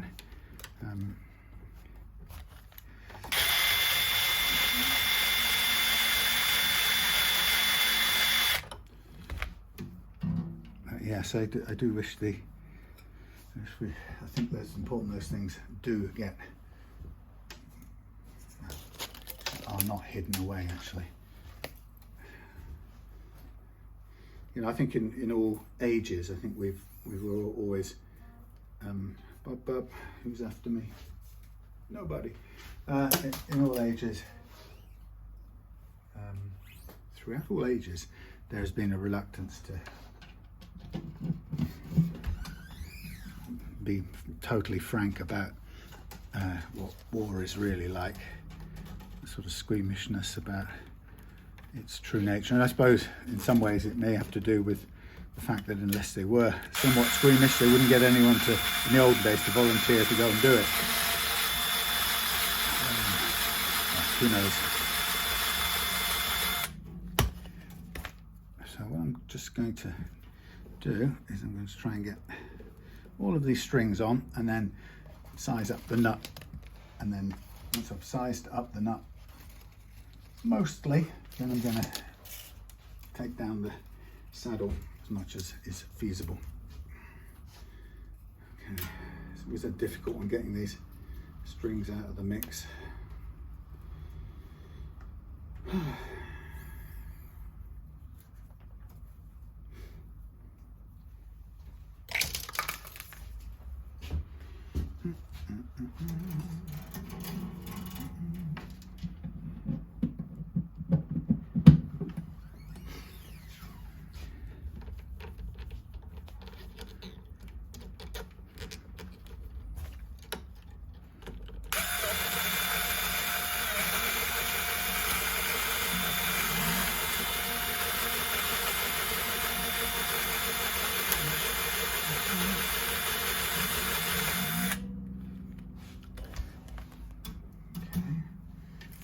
Right. No, I think I'm right. It's right. It's right. It's right. It's a wound B. G. It's wound G. Okay. I'm okay.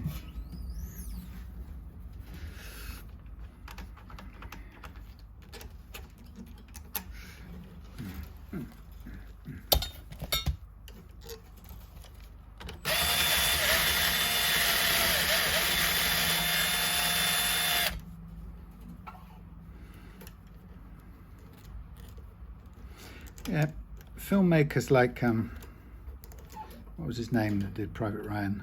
Spielberg, wasn't it? Yeah, I mean, people like that had plenty of time. Who wrote it? It was Stephen Ambrose. He did. Oh, he did Band of Brothers. There's a connection. I can't remember if he wrote Private Ryan as well, but directed probably by Spielberg. Anyway, you know, those filmmakers had a very powerful body of testimony to draw on. So it's one of the reasons why that film was so stark in its realism in so many ways. But I think that the thing in any war situation that is just probably the most shocking is the close-up business, and I think that, you know, in recent years when we've seen situations like the Gulf Wars, in fact just about any military, you know, situations over the years that we've seen, I think that it's become a very distant thing, you know, lobbing rockets from planes and letting go and so on. Okay, just looking at this right now, that's very close. That's quite close to where I want it. So with the lowering of the action, that's going to be probably spot on. So I don't think I'll do any adjustment at all at that end. I will get ready to tackle the reduction at this end. Now I'm looking for yonder bits and pieces, which I can't find. of course. That's one I want. Yeah. So anyway, so yeah, I think the thing that surprised, shocked, and horrified a lot of people about this Russian war in Ukraine is the trench war nature of it. You know, that it seems like a return to some sort of almost bestial horror that I think people have just kidded themselves, or we've all wanted to believe is lost in the past. But as you can probably tell, it's definitely not gone anywhere. Okay, so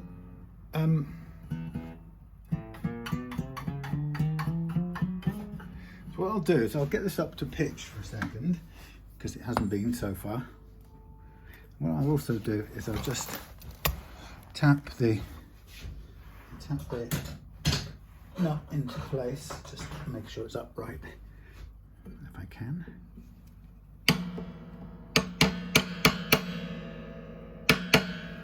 Stand there, thank you.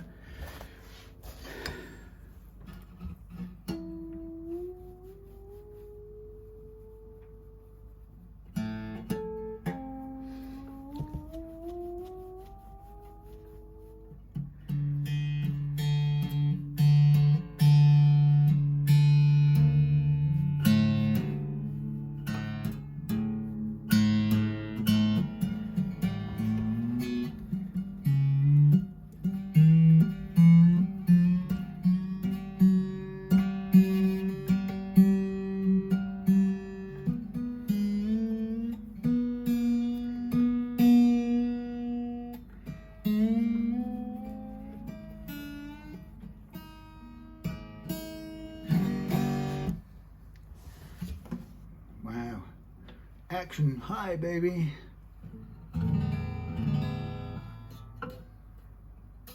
Okay.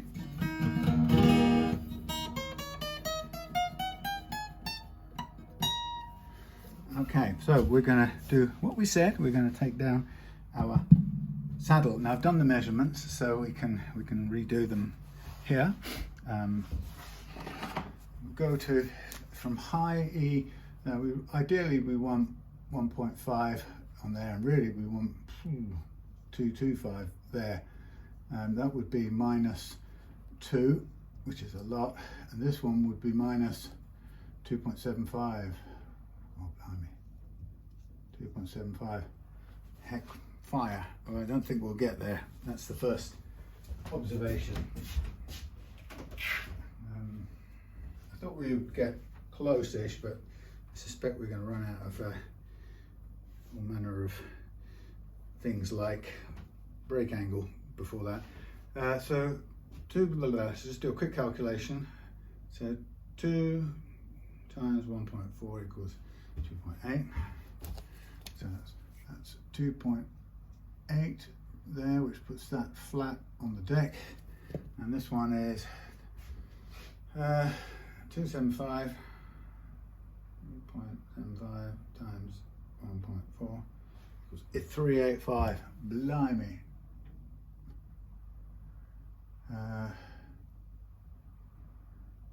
What did I say? 385. 385. So that's what we would take down. We've got, technically, we've got enough space. Oops. No, we haven't got enough space on the base side to do it. So we can't do that. And if we try to do it, we'd be literally flat on the deck. So we have to go by what we've got available to us. So as you can see, there is some space available, but not an absolute ton. You can see my workings out here. We're at 3.5. We really, a perfect low would be 1.5. That means removing 2, which translates to 2.8 at the saddle. On the base side, we want ideally 225. That means removing 275, which equals 385 at the base side. You can see we've only got 3.4 sticking up above the thing, so we can't even get to that. Here we could get to it, but it would be practically the the thing would be lying practically on the wood almost. So we literally cannot take down that amount. We haven't got the means to do it. What we can do is go the other way. We can say, look, we've got 3.0 and 3.4. We could take what happened if we took 2 off there, and what happens if we took 2 off there, and then what we get down to is we do a reverse calculation. We go 2 divided by 1.4 equals, what, how many numbers is on the end of that?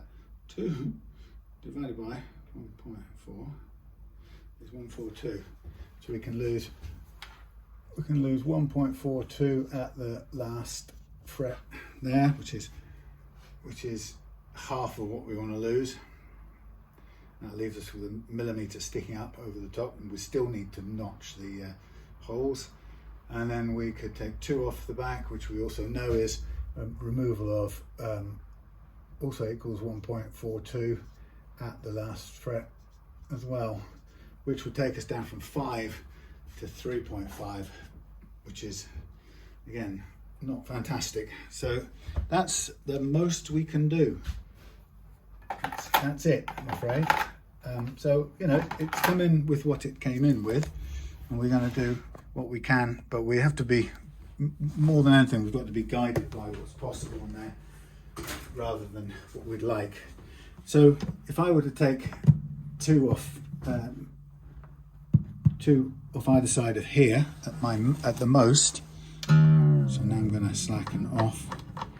I think I posted about this guitar earlier on Facebook, and somebody was kind of, I think they were thinking out loud, you know, is there anything else you could do with it other than, you know, lower the saddle? And of course, maybe the only other thing you could do is try and put a bridge doctor behind there, fit a bridge doctor, which I've done on a Martin before in the past.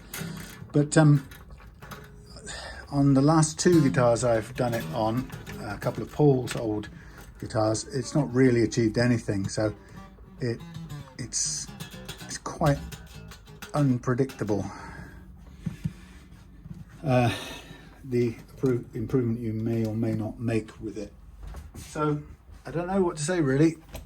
Don't think there's, I mean, you could spend another 25 quid plus labour getting the fitting a bridge doctor. I don't think it would do any harm, and it might prevent any further rotation of the bridge and, you know, restrict the further, oh geez, there goes the string, restrict any further bellying.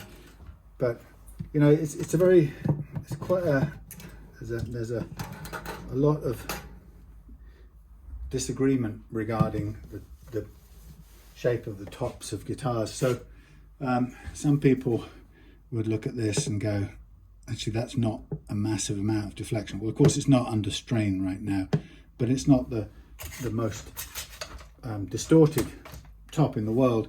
And so if the action's kind of running out of playability here, it's because this neck is still tipping up into the guitar, into the sound hole really. And that isn't really, as far as I can tell, that is not a humidity issue. That's more than anything a constant force loading issue with the strings, you know, for however many years this has been sitting under strong loading. So it's a tricky one. I don't think there's any other way after this than a neck reset, which, you know, is an expensive and time-consuming process, particularly on a guitar that's probably not worth a ton at this age. But I mean, you know, unless it's sentimental reasons, somebody loves it very much, it's a different thing. But anyway, who knows? So what I'm just going to do here is I'm just going to mark up a 2mm line across here, just to give me a reference point.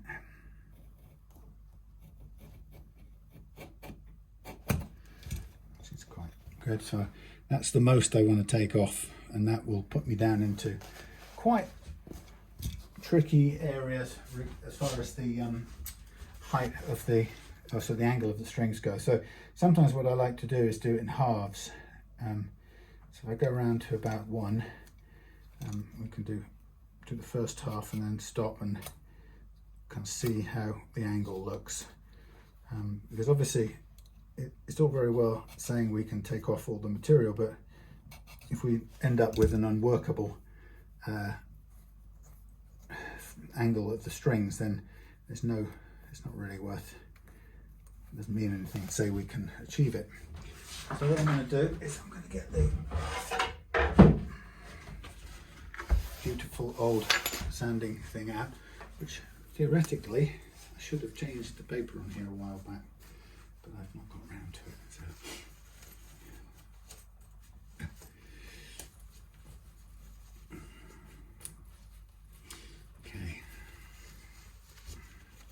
So, you know, if I get down and remove or take away some of the height on this, and we find ourselves down with only 1 millimeter removed, but we are pretty much out of break angle,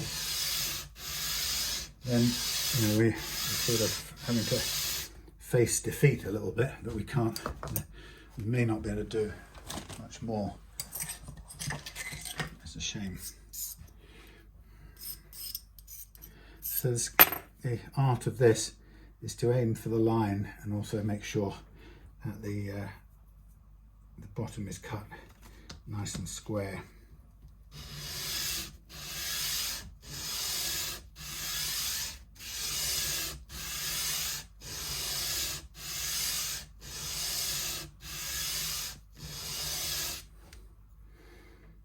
Okay, I'm close to one, well, nearly on the 1 mark. This is a new bone material, which isn't bad at all for a saddle. I prefer Tusq generally to new bone. Tusq is a harder format. Both, I think, made by the same company, but I prefer Tusq.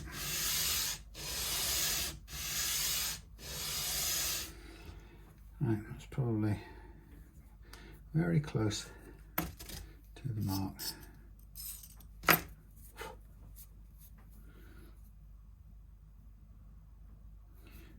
Almost. A little bit longer. How are we doing today? Yeah, we're squarish.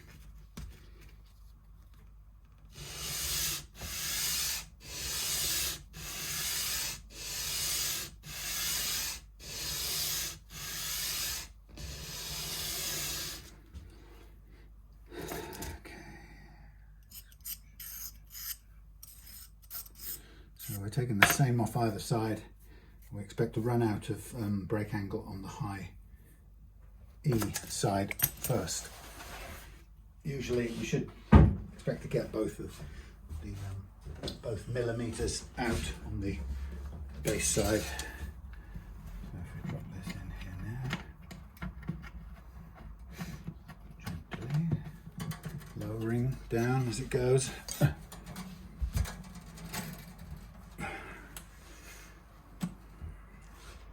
Did that break off that string? I think it might have done. It's not good. Make attaching it again a little bit tricky.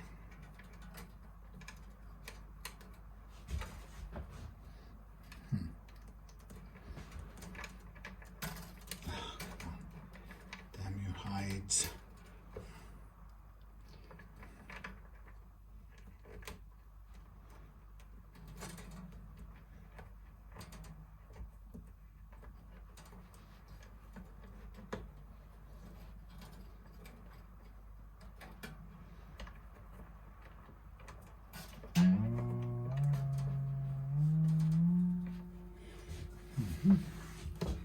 Don't know what you can see there. Oh, you can see most of it. So what I'm looking for here is I sort of look at how much the break angle, what it looks like. So I want to keep an eye on how much the top moves under load.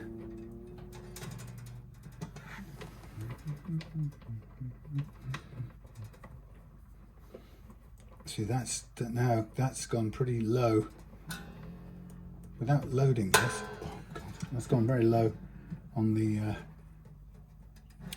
first fret action up here. So I've got a feeling that this top is moving an awful lot under loading.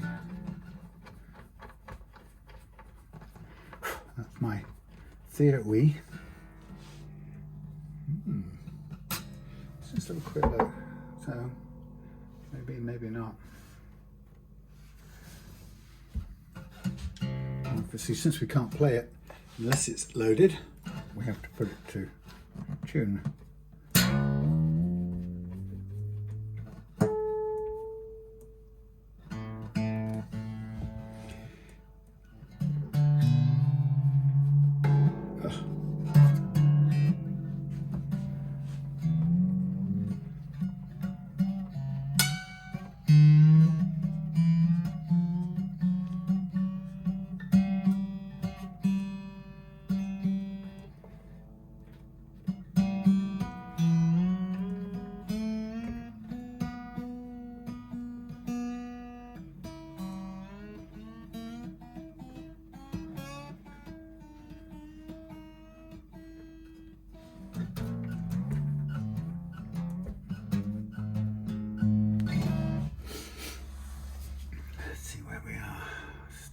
Nice and high, unfortunately.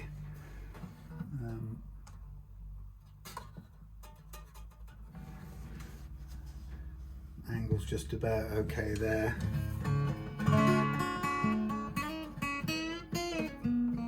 I wonder whether we're going to get this other millimeter out, or how easy it's going to be. How easy it's going to be.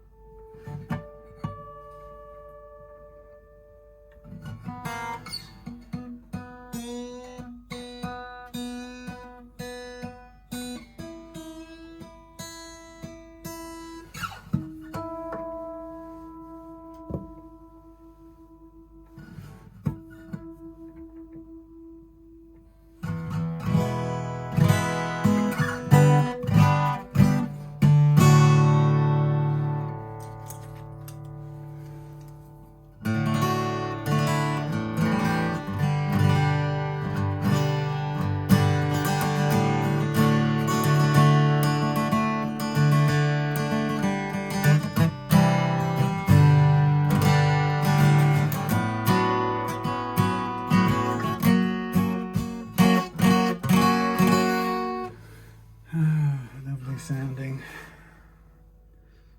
Shame about the height. 1 more millimeter. What does that give us? The tiniest bit. Well, I think we have to go for it. We just have to. I mean, we'll adjust the notch afterwards. But I mean.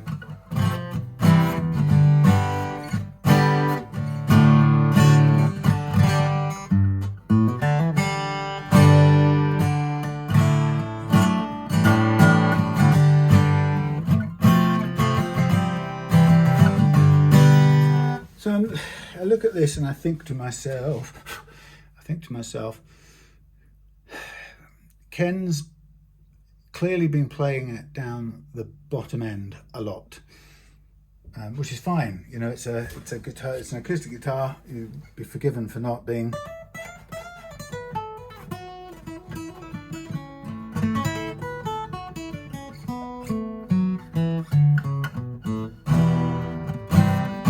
Forbidden for not playing up the top here.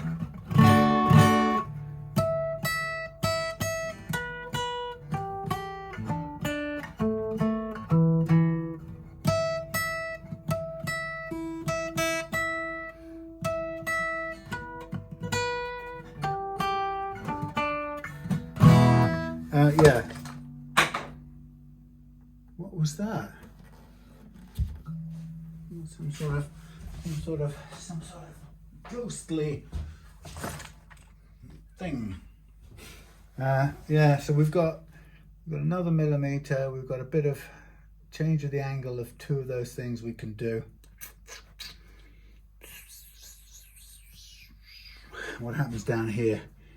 We get down to a fair, safe. We're safe down there. We've got enough room. Okay. Well, we're going to do it. We've got to do it. We've got to do it.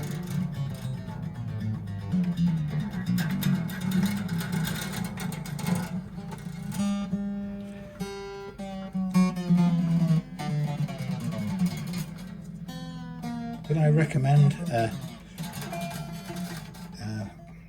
bridge system on here? If it was mine and I like playing it, I might install one just to, I don't know, for the hope of stopping it making any further changes. But as I said, judging by this, the way this plays, I wouldn't say this is a raising much of a bellying top. I think it's got more to do with the neck sinking in and coming up. So the geometry of this is changing, which is entirely common. It's what happens on every guitar I see. I mean, most of the guitars I see, almost every guitar I see. Okay, so do the next millimeter, and then I'll be thinking about the slots.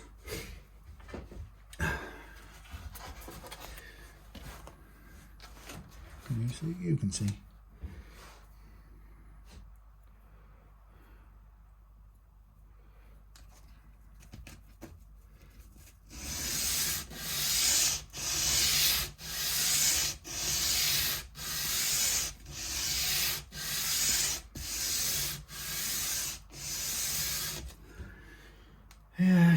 Yes. So I'm, as you probably could imagine, I'm holding my breath to see what Mr. Trump does when he is inaugurated into the White House.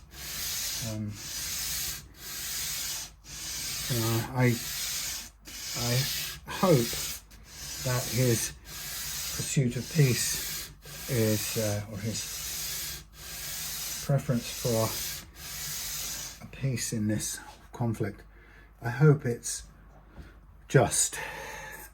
You know, that would be my hope. I mean, that's the thing that none of us can know until, you know, it's in that kind of position.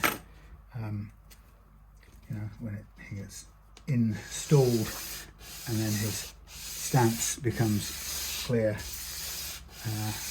And I would very much hope that it is he takes a position of a just peace, you know, fair to a country that's had its sovereignty violated and its cities destroyed.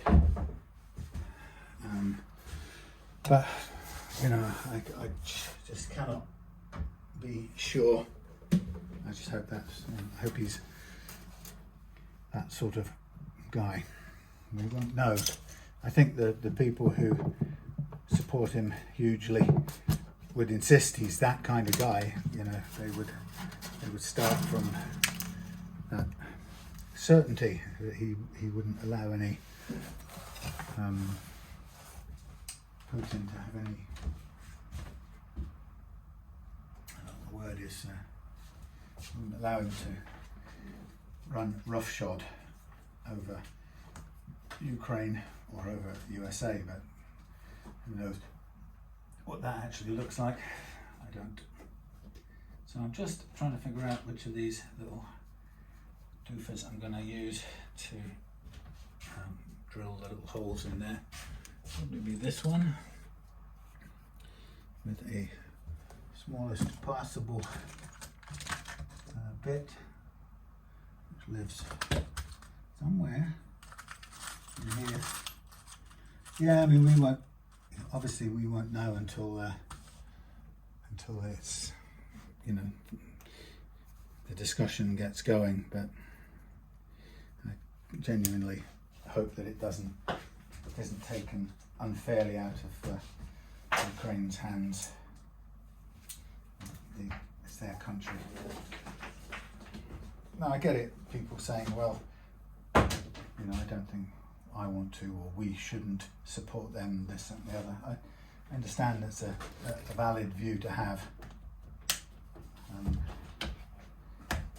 I personally think that you know, the rest of the world should be taking that stand against the Russian imperialist move, but you know, that's always open to people having different views and sharing their different views. Okay, let's have a look. Okay.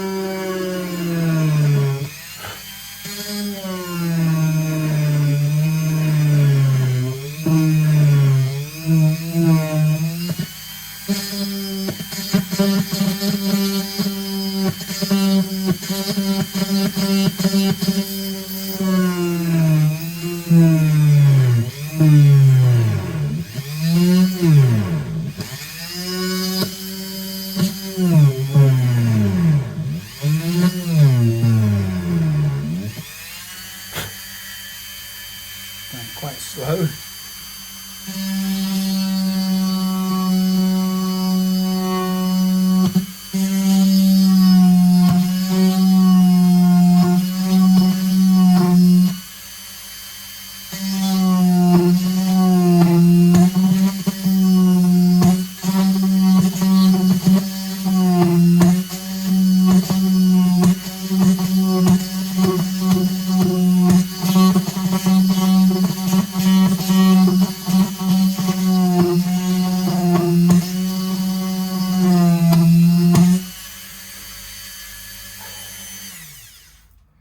Now this is not yet done, but I'm just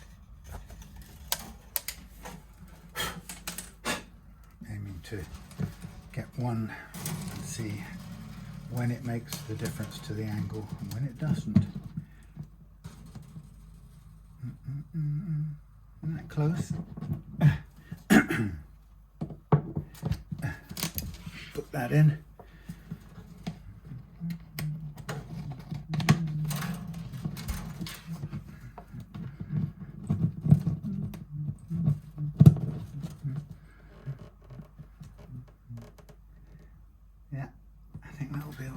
Actually, I don't necessarily want to cut down any more than we need to.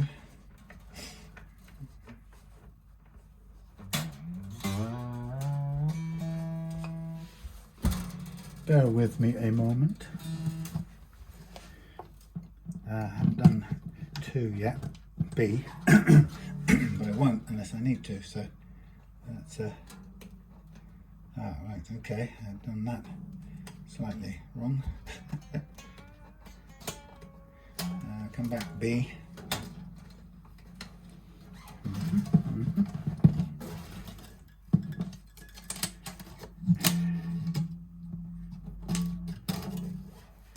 Thank you.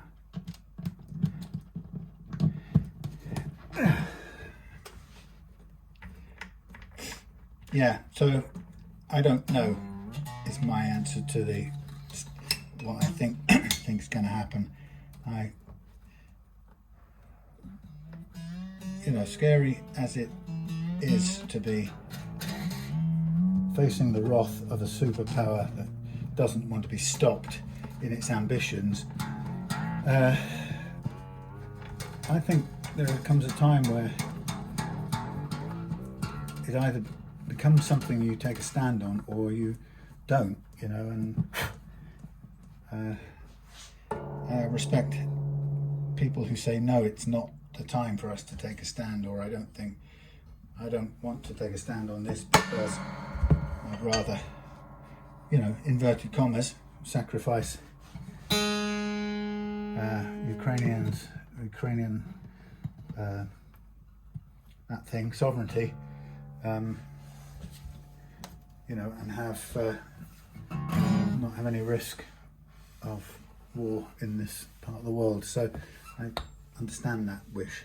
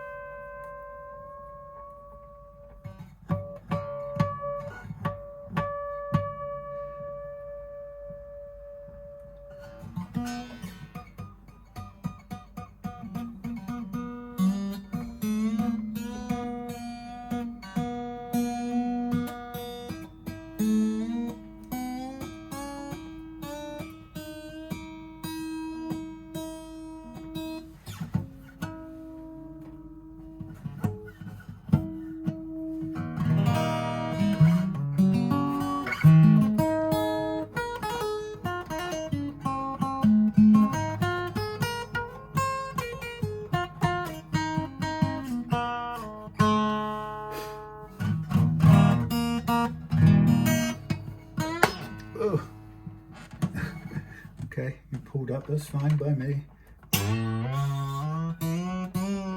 Oh, that's coming undone because there's not enough. Okay, I don't think I'll bother trying to tighten that up anymore because it doesn't want to go. Okay, I think we're just about there. It'll play. It's not perfect, but it'll play. I think we don't need to cut any more for the time being. Notch anymore. It's the E is usually the, well, they're all actually similar, but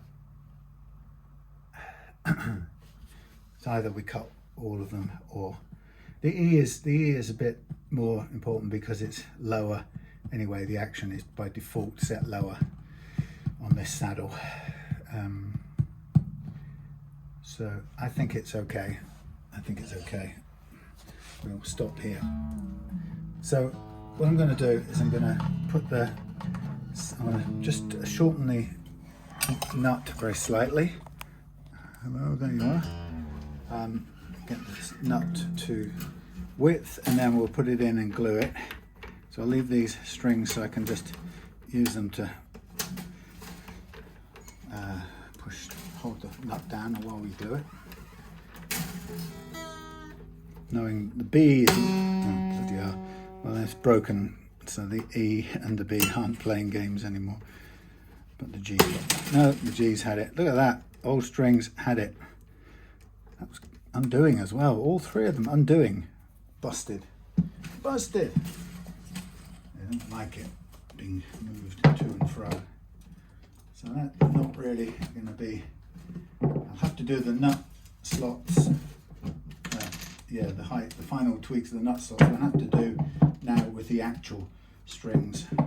I'll keep these off to one side. Oops, there goes the nut. Yeah, we'll still use a couple of those strings to hold down the nut while we're gluing it. Yeah, doesn't like being put on and undone and done up and undone. Right, so I've got a mark on here for both of these. I'll just sand back very slightly.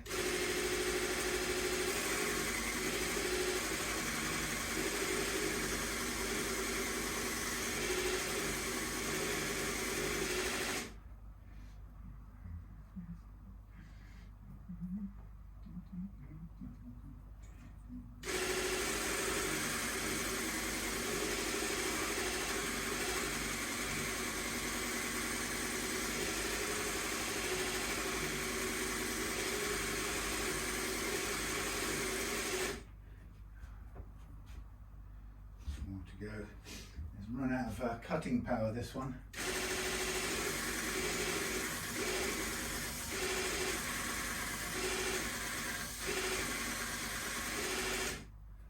Almost there.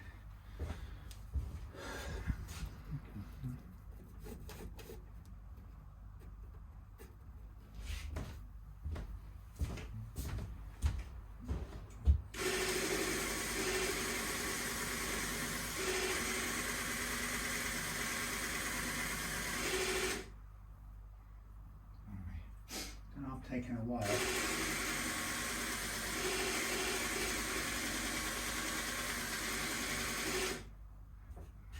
Should be on the mark.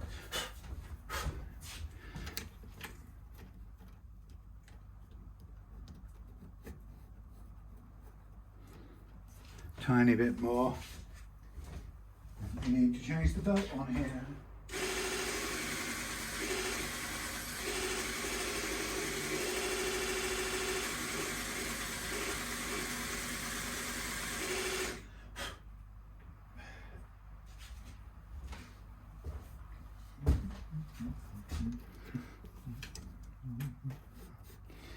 Almost there.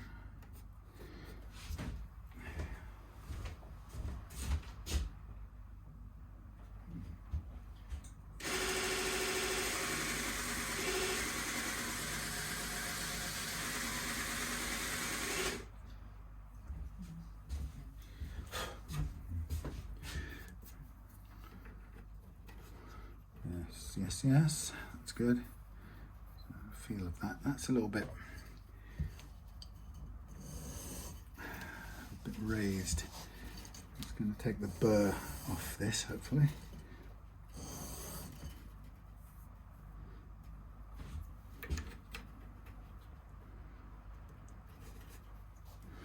Right. Let's just get the glue. Get the glue. Get the glue.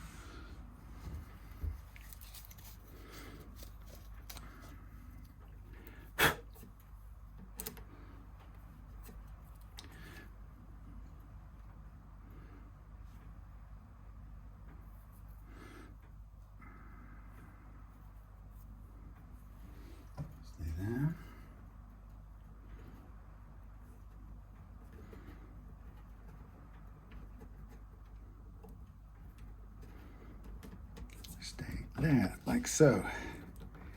Probably doesn't even need to hold them down with a string, but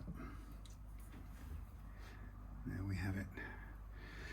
Okay, so I better take these off now since they are no longer any use.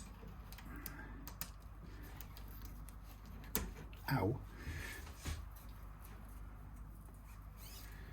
Okay, and I think, let's just have a think. We've got everything nearly done. Oh, I guess the next thing we'll do is we'll take care of the end fills now.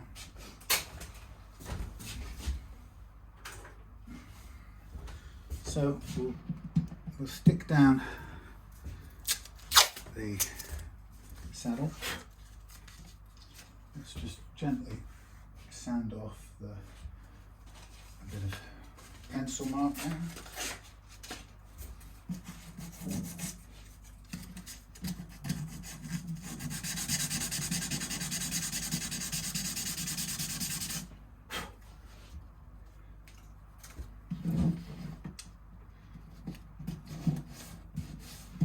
Okay, so I'm going to take care of the end fills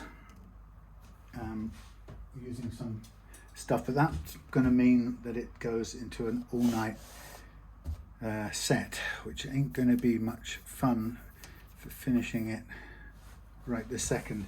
So I'd probably almost be better off doing that at home.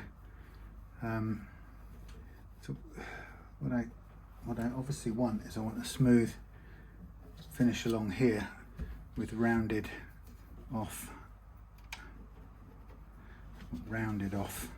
frets. So I'm wondering whether this isn't something is better off done at home. And what I don't really want to do is too much of this, because while it feels very satisfying, it tends to also sand a bit of the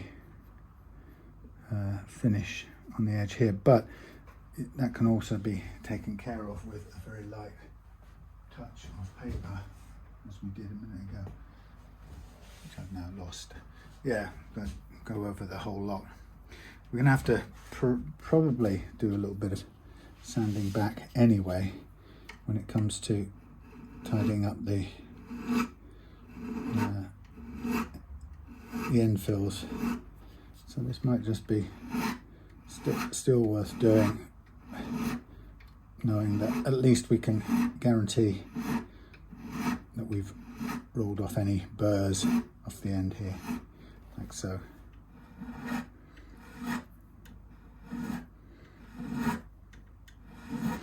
The thing is about getting something flush, you literally can't get a flush finish without touching the finish. So it's an absolute guarantee you're going to hit the finish at some point. All you can hope for is to smooth it out so it's nicely polished back. That's about all.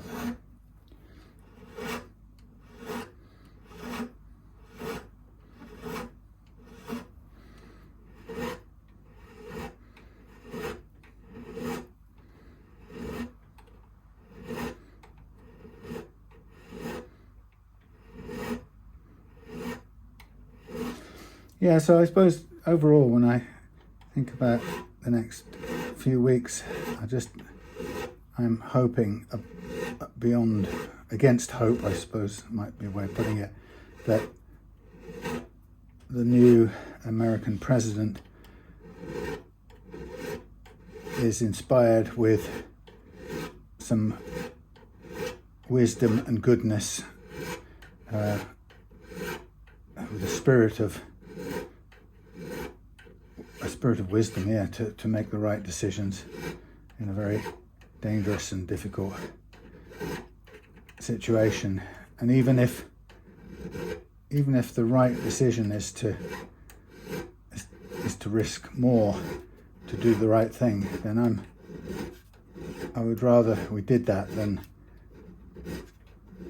slink away and abandon people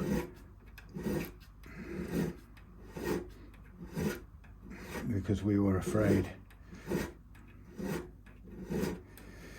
So that's as far up as I can get to there, and then I can gently sand down here, but we'll have to get in the stuff. We could do it here and finish it at home probably tomorrow, because we've only, inverted commas, we've only got the see what we can see here right now.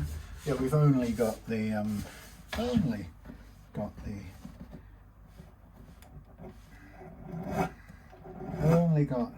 new strings to fit, slots on the nut to be finalised, a very small amount, and then edges to be very lightly sanded.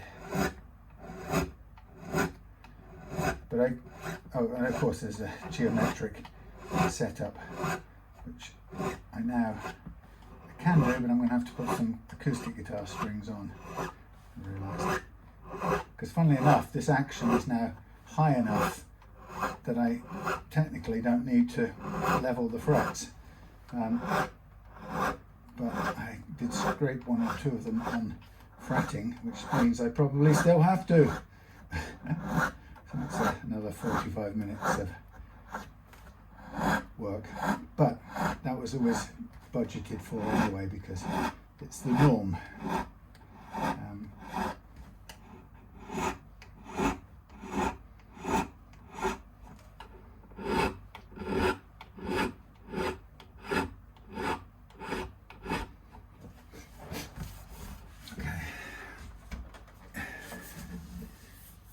Feels pretty good. So what are we saying? We are saying, should we do a fret level now with, yeah, we've got some elixir type strings, guess we'll do that now. Let's do that. Do we need to do it first of all? Have I got any scratches on here? There's a little scratch, a tiny little scratch there. I wonder, I'm just not entirely sure we need to do this if we don't technically need to do it. Let's see if we can just use a fret rubber and see. Where's the, there. Just one spot where I think I slipped with the file.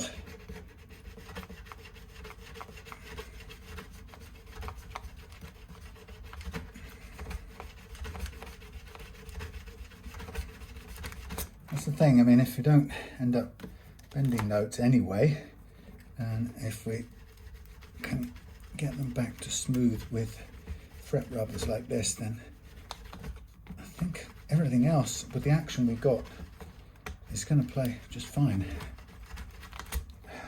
Could save us a set of strings and a lot of extra work. That's pretty close. I think what I'd probably do is go up and down all of these with the what's it anyway.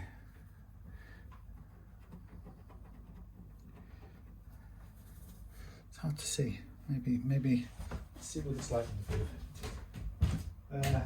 Wire wall. There's the wire wall. Here's the wire.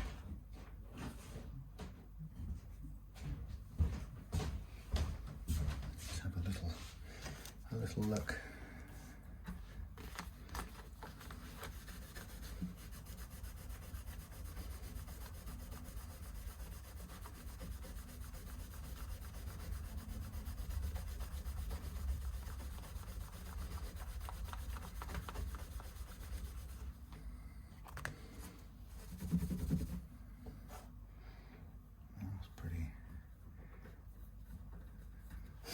Pretty clean.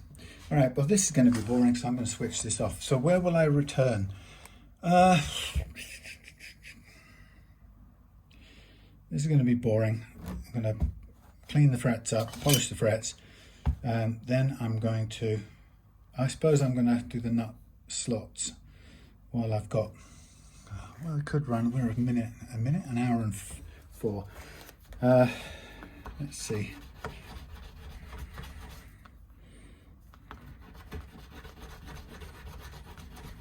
Going to go up and down these. We'll do the 2 fret rubbers first, and then we'll do the wire wool, and then we'll put some dummy strings on to cut the fret nut slots. Yes, and then after that we will, off camera, I think I'll do the end fills. And off camera, I'll leave them set overnight, and then the following day I will sand them back, tidy up the edges, and put new strings on.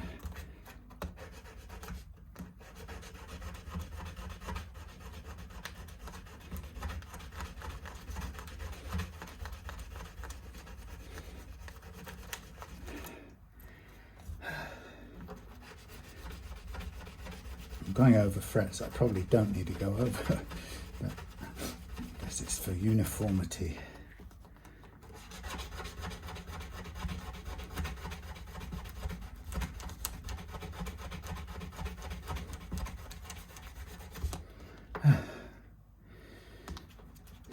Hard work.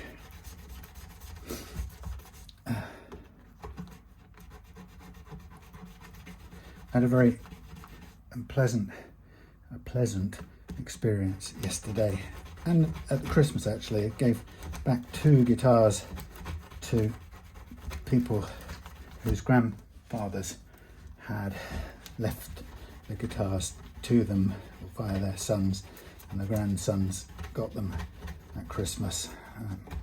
First one was the Ibanez Art Core 73, AES 73, and that was for Greg's son,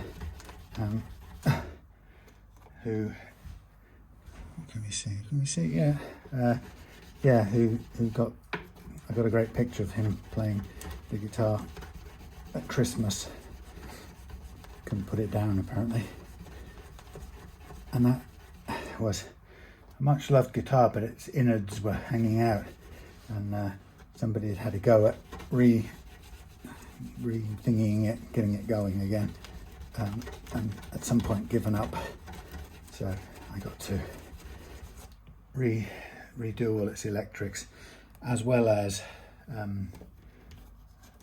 give it a good setup as well. So that was a pleasure to do that. And then the other one was Noah and his dad came across with an old Hoyer brand archtop, vintage archtop acoustic with a pickup on it, but originally a kind of an acoustic, which again had been his late grandfather's. So it was a joy to refret that one and get it playing, even though technically it wasn't such a great outcome because the guitar was going out of shape and really needed a sort of take apart, the sides and the top being separated and re-glued but clamped and squared off and everything. So it was a kind of, it was like the whole geometry needed redoing, but it wasn't really worth all of that. So we did as near as we could get it, but it sounds absolutely beautiful. And Noah's dad picked it up yesterday, and I'd done a video showing how it sounded through the fixed pickup and through an amp, and Noah's dad had sent it to the grandma and the cousins and aunts and uncles, and it was very special apparently for them to hear it playing again. So I felt very proud of that bit of work as well. It's a tricky one for me because proud of it and technically not 100% satisfied, because I was aware of the faults or problems with it, but you know, it didn't change the satisfaction and pleasure that the customer got from it.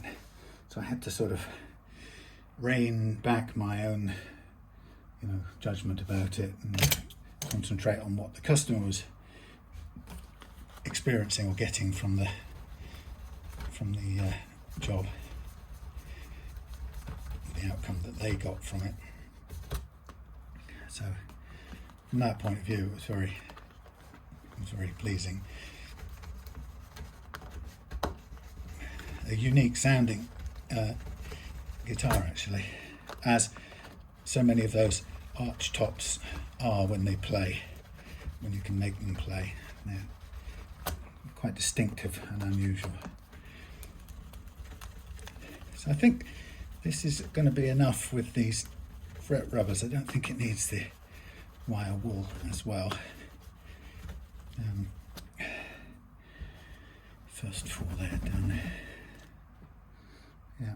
Now the next thing I'm going to do is a bit of work on softening the edges, which is always tricky because you sort of run the risk of scuffing up the edges, but we're going to do some sanding along there anyway once I've done the end fills and they've set, and so tomorrow during the day I will take care of those. Just scrape them back when necessary and then sand back, going through a series of micro mesh papers, I think. This is a bit hard work, believe it or not.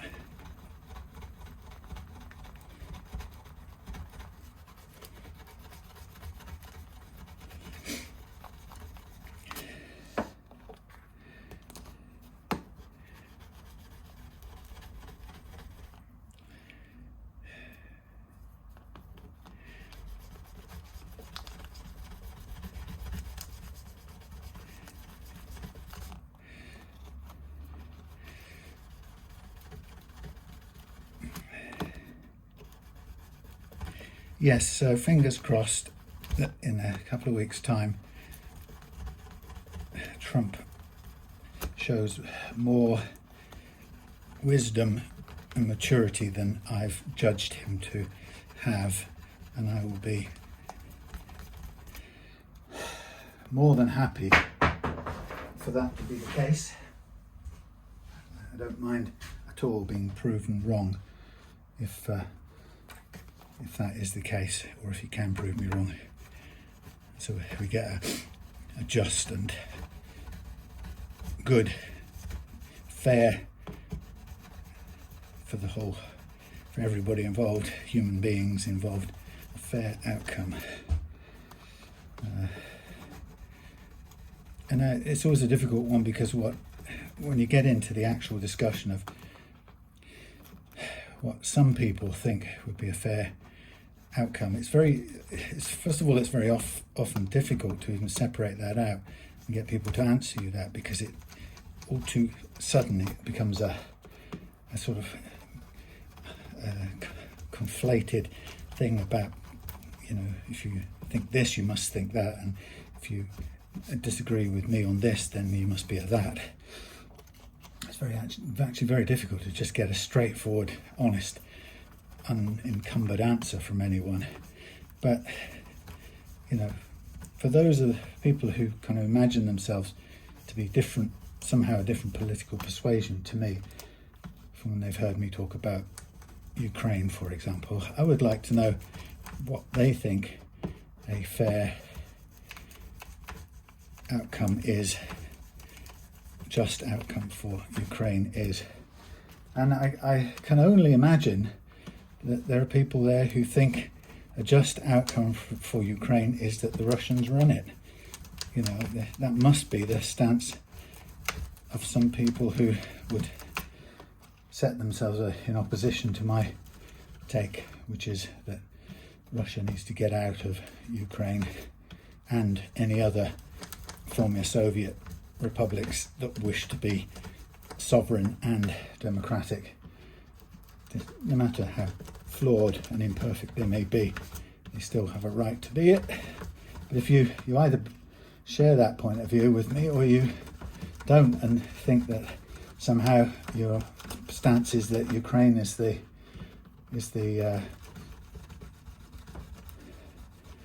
doing the wrong, and Russia is wronged, and therefore has every right to and should take over and usurp the government of Ukraine and put its own people on the throne instead, which I find quite a bizarre thought. That's what you do think, but I'd rather people who did think that, when I talk to them, I'd rather they say that, and then at least we know what we're agreeing or disagreeing on. The problem I have is that, as I say, it seems to be difficult to get to just a view on that thing alone. It seems to go straight into this whataboutery and lots of other bizarre interconnected things, which all seem to be just ways of not coming up with an answer. So anyway, I hope that the right thing happens, and I would like people of all ages and types to stop dying in war like that. Okay, so I think I'll make up my stuff to go into here.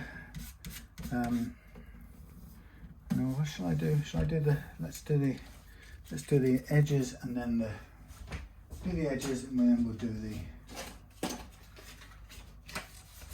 end fills. So we'll get some rolled up sandpaper, and we will try to soften off the edges of this. Now, I'm thinking probably should have probably still be a good idea, maybe to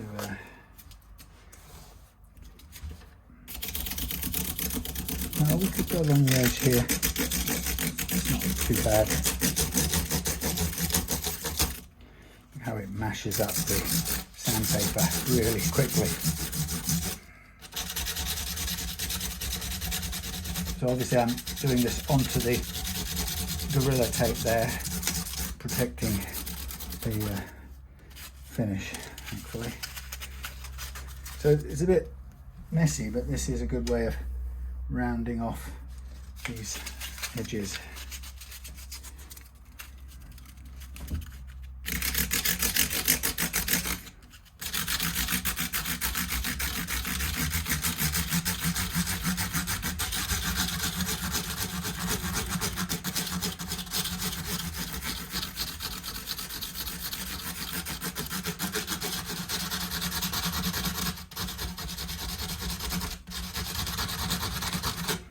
Obviously I'll do a bit more of this after I've done the end fills, but this is quite good for softening off first of all.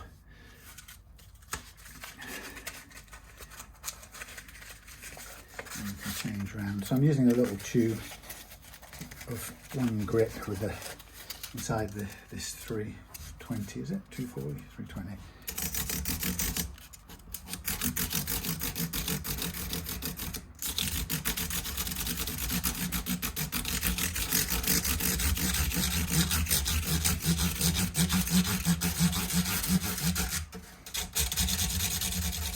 I think what I'll do is I will do this. I will put some dummy strings on, a set of elixir strings, I think, over there, and then I will test play a bit and then make any further adjustments afterwards. Okay, so now I'm going to turn this over and do down. Oops, there goes the saddle. So not a very good view. Sorry.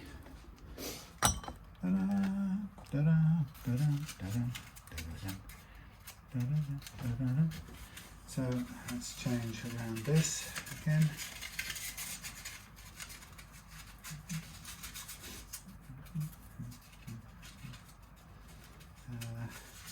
Tear off a bit of this. Maybe some fresh sandpaper. There we go.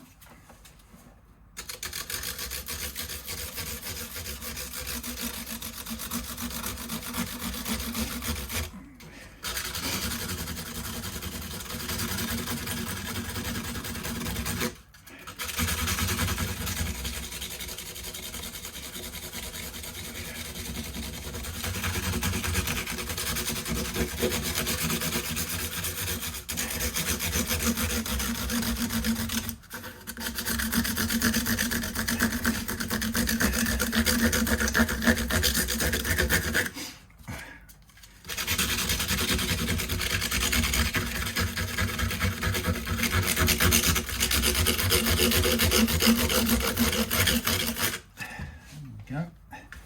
Bits flying everywhere, but that's fine.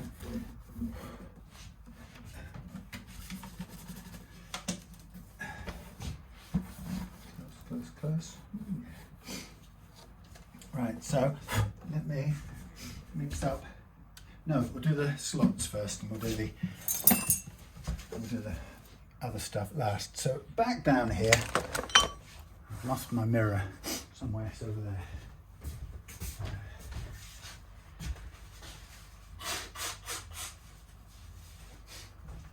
Brick mirror, putty, Tusq.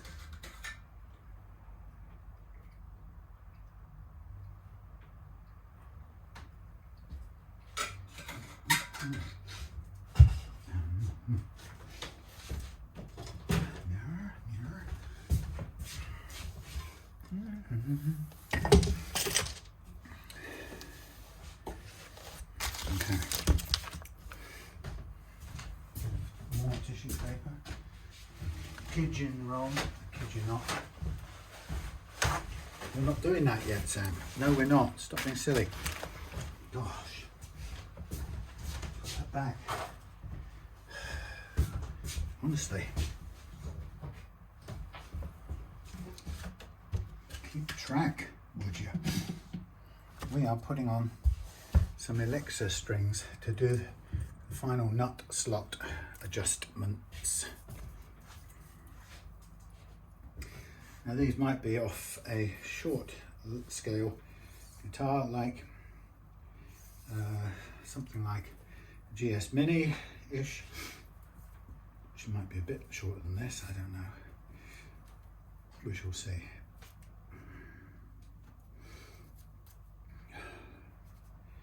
Same old, same old. Pain to get the strings out.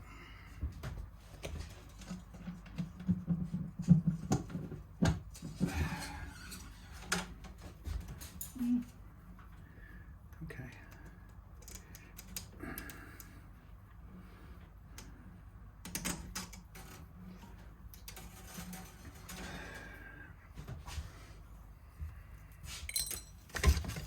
Thank you.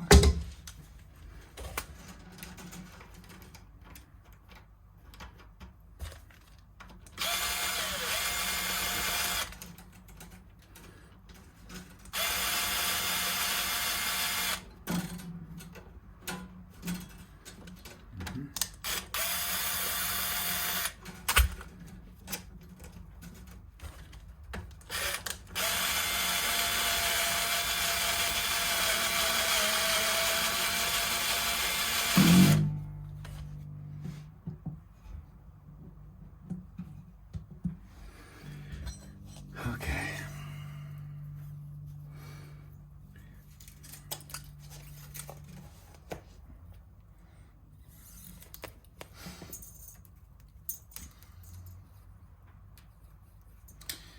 So I sound like I've run out of anything interesting to say in 2025, and quite frankly, right this second, I feel like I do have.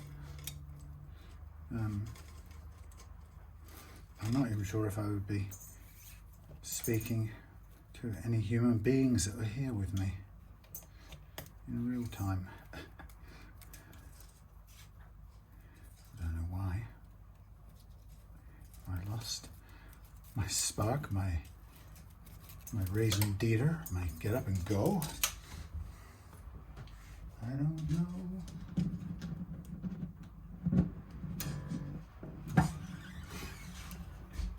I don't know.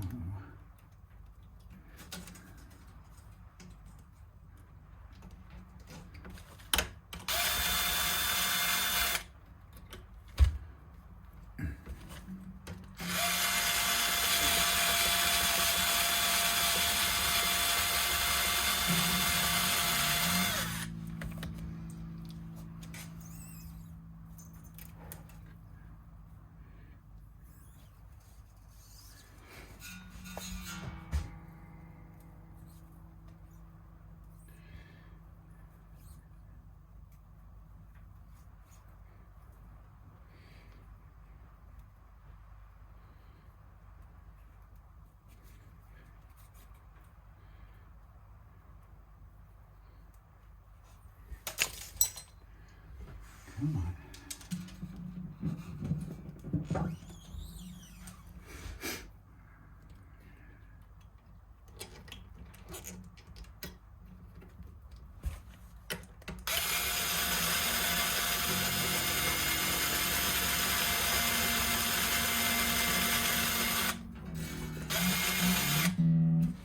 Well, slightly different strings, obviously, this is, so it won't be the same tension exactly, but it should be pretty close to what we need for the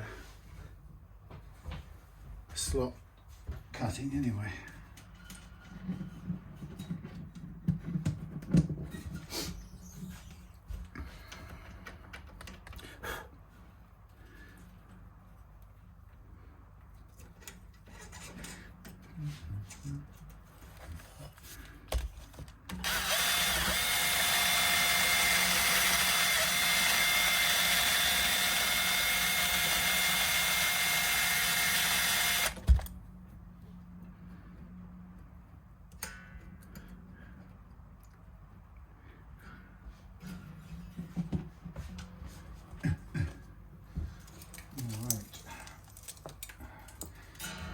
Weather's pretty foul outside, but we're not going to be anywhere near snow, that's for sure.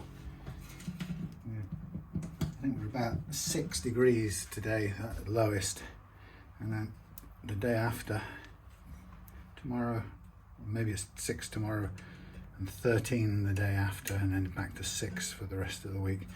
So it's pretty warm. Whichever way we look at it.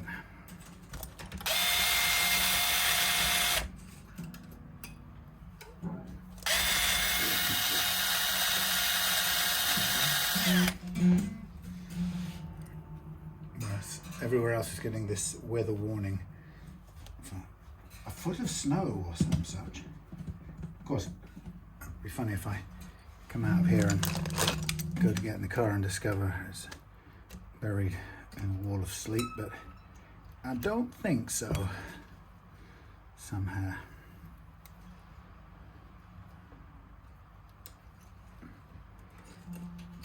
Right.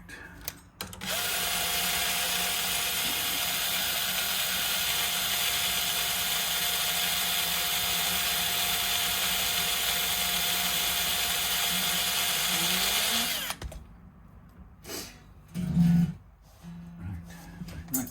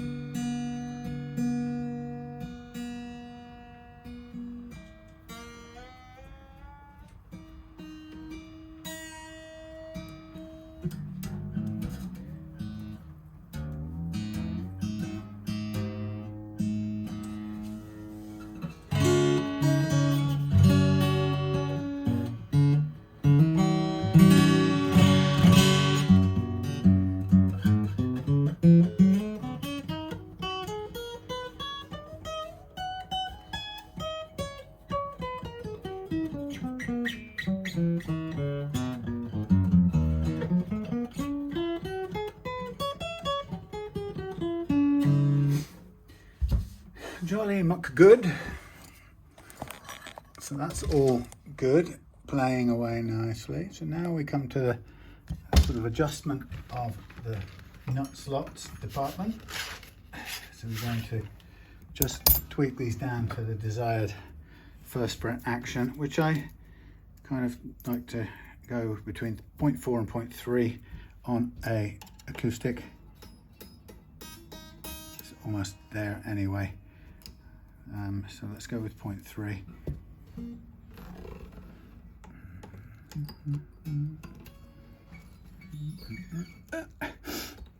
So we'll just start with this one, that G thing. I mean, that's on the mark. I'm not going to mess with that.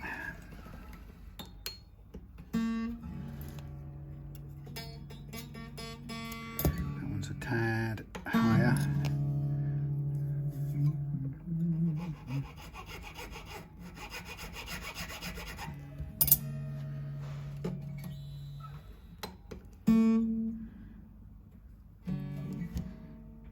That's spot on.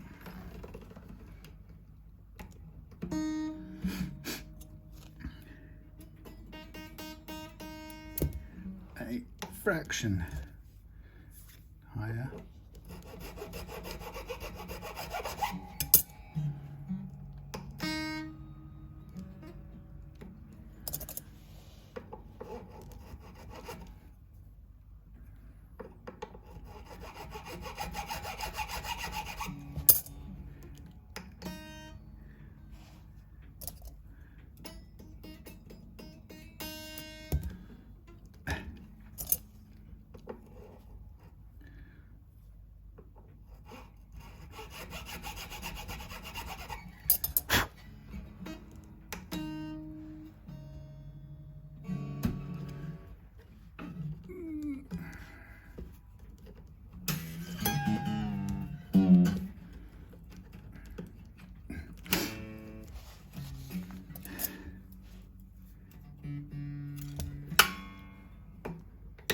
Stop your creaking.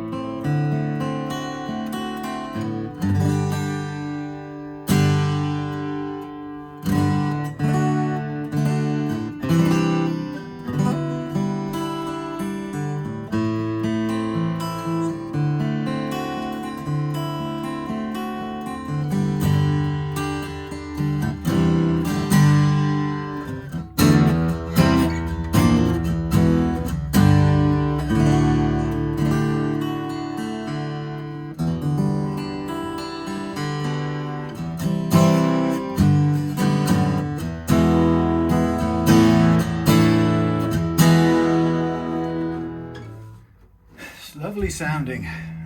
Woo! I do like that. I do like that. Well, I'd attempt to keep the phosphor bronzes on there, but that's just me. Let's mix up some magic potion. Let's daub it into those little gaps, and then let us take it back home to set overnight, and we will be good to go. God almighty, it's so difficult to get this stuff out.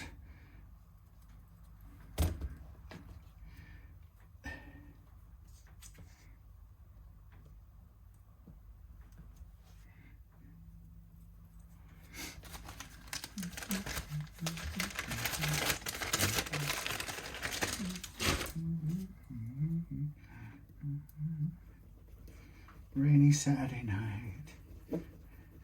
So it's a grey colour, but it's dark enough.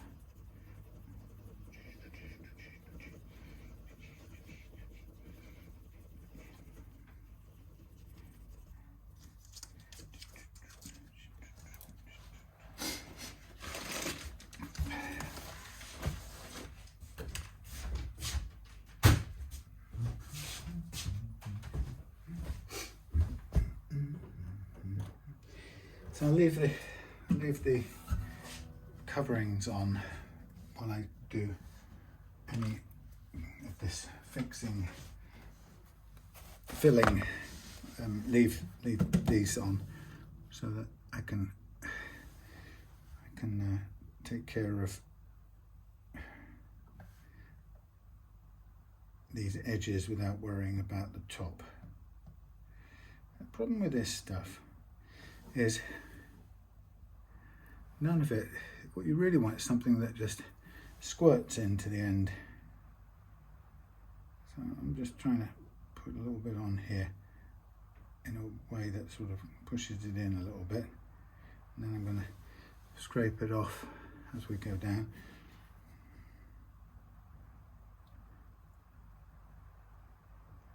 And hopefully we've got a bit retained in the gap.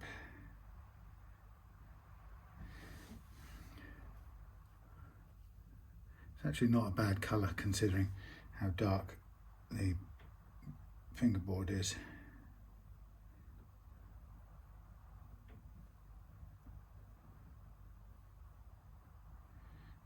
It's not easy to use, it's a little bit messy. I think I'd rather, if I could, I'd sort of rather use the quick steel one that sort of behaves much like a much quicker drying putty. Oh, see, look at that one, mess. But then I'd have to do it in two bits because the first bit would probably dry before I got to the end of here.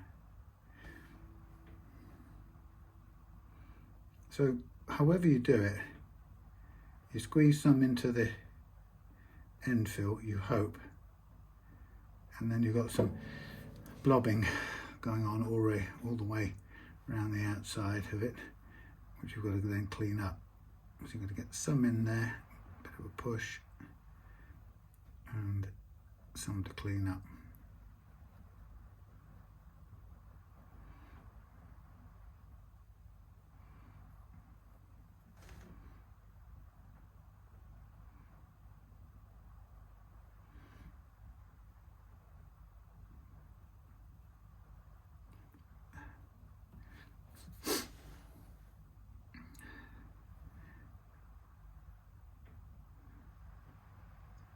This JB Weld though is mighty good for lots of reasons. So you can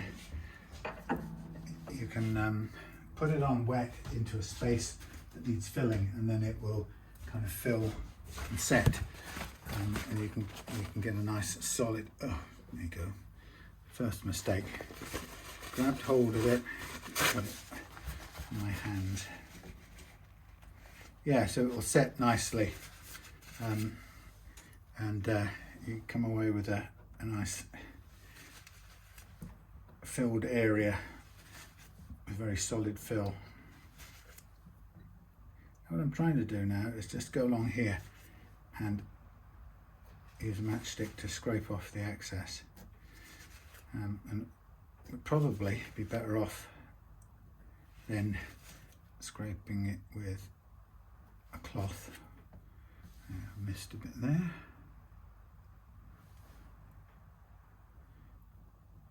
Fill that.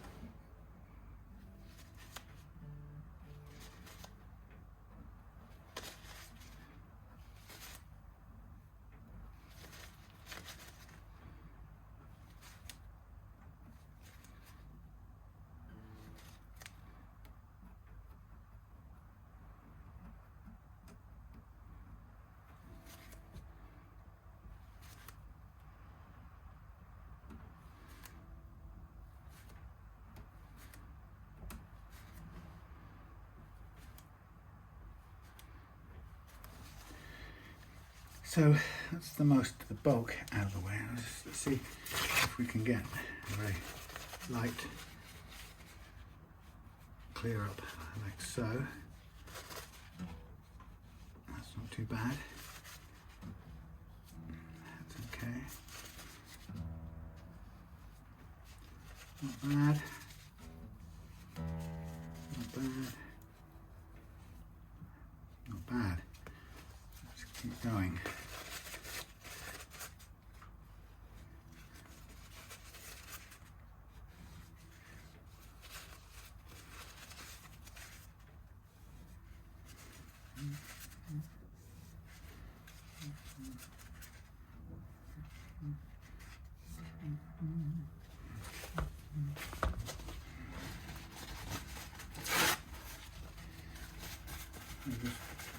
A little bit, sometimes a little bit goes up on the edge, which is okay because we can come back and scrape that away if necessary with a knife afterwards. And these are kind of tucked up here. I'm going to sort of scrape along the edge like so. I hope it cleans up. That's as near as gosh darn it. Okay, I don't mind a little bit up on the top, so I'm going to call that good on that side. I'm going to come around to this side. Bring this around here.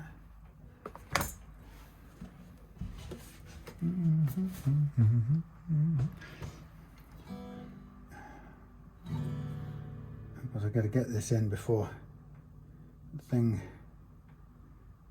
solidifies.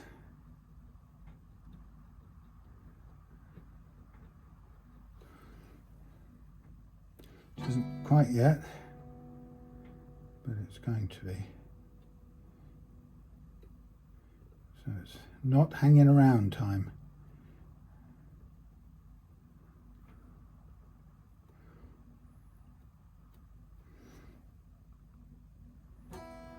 Come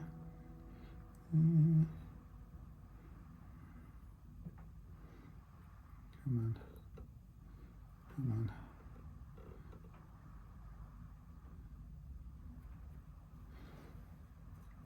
Come on.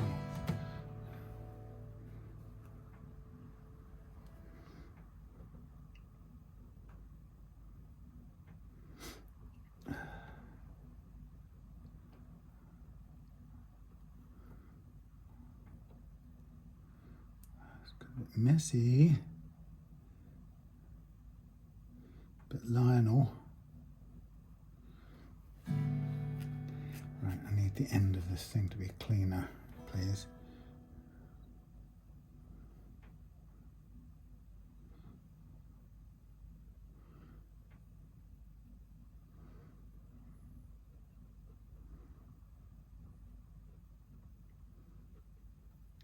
Sometimes it gets really difficult to get anything into the gap.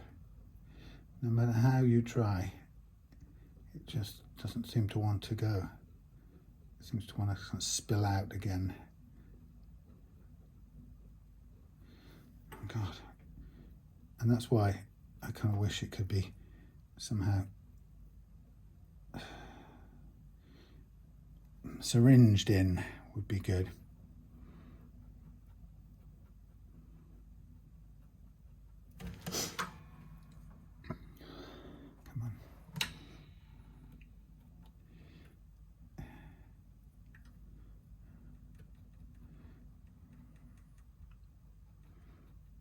You think by sort of pushing it you're going to get some in there, but I ain't sure about that. Think what you think. Now this has a very light satin finish on it anyway, and it's lucky that the fingerboard doesn't really look like it's got any finish on it at all, so you can basically sort of scrape and polish back up if you need to, without worrying too much about its you know, how it looks, or without having to add back in some new finish. Quite often I will end up doing refinishings with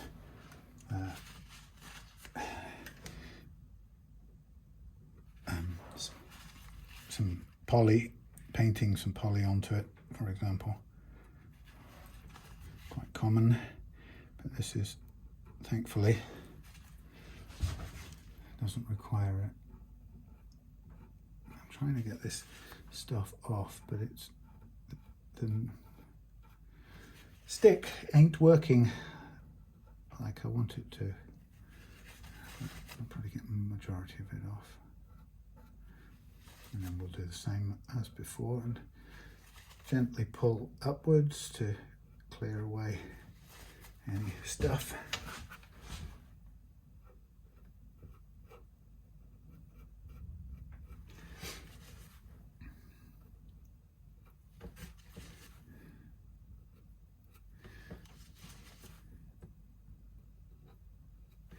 I just read a great book on Sir Francis Drake, partly because he's a Tavistock man and I live in just outside Tavistock, so he's a local boy to me, but also because I didn't realise that I didn't really know much about him, even though we visited his country mansion by the name of, whoops, I shouldn't have handled that, Buckland Abbey. Yeah, I realised I didn't know that much about him, so it was very enjoyable to get a book from the old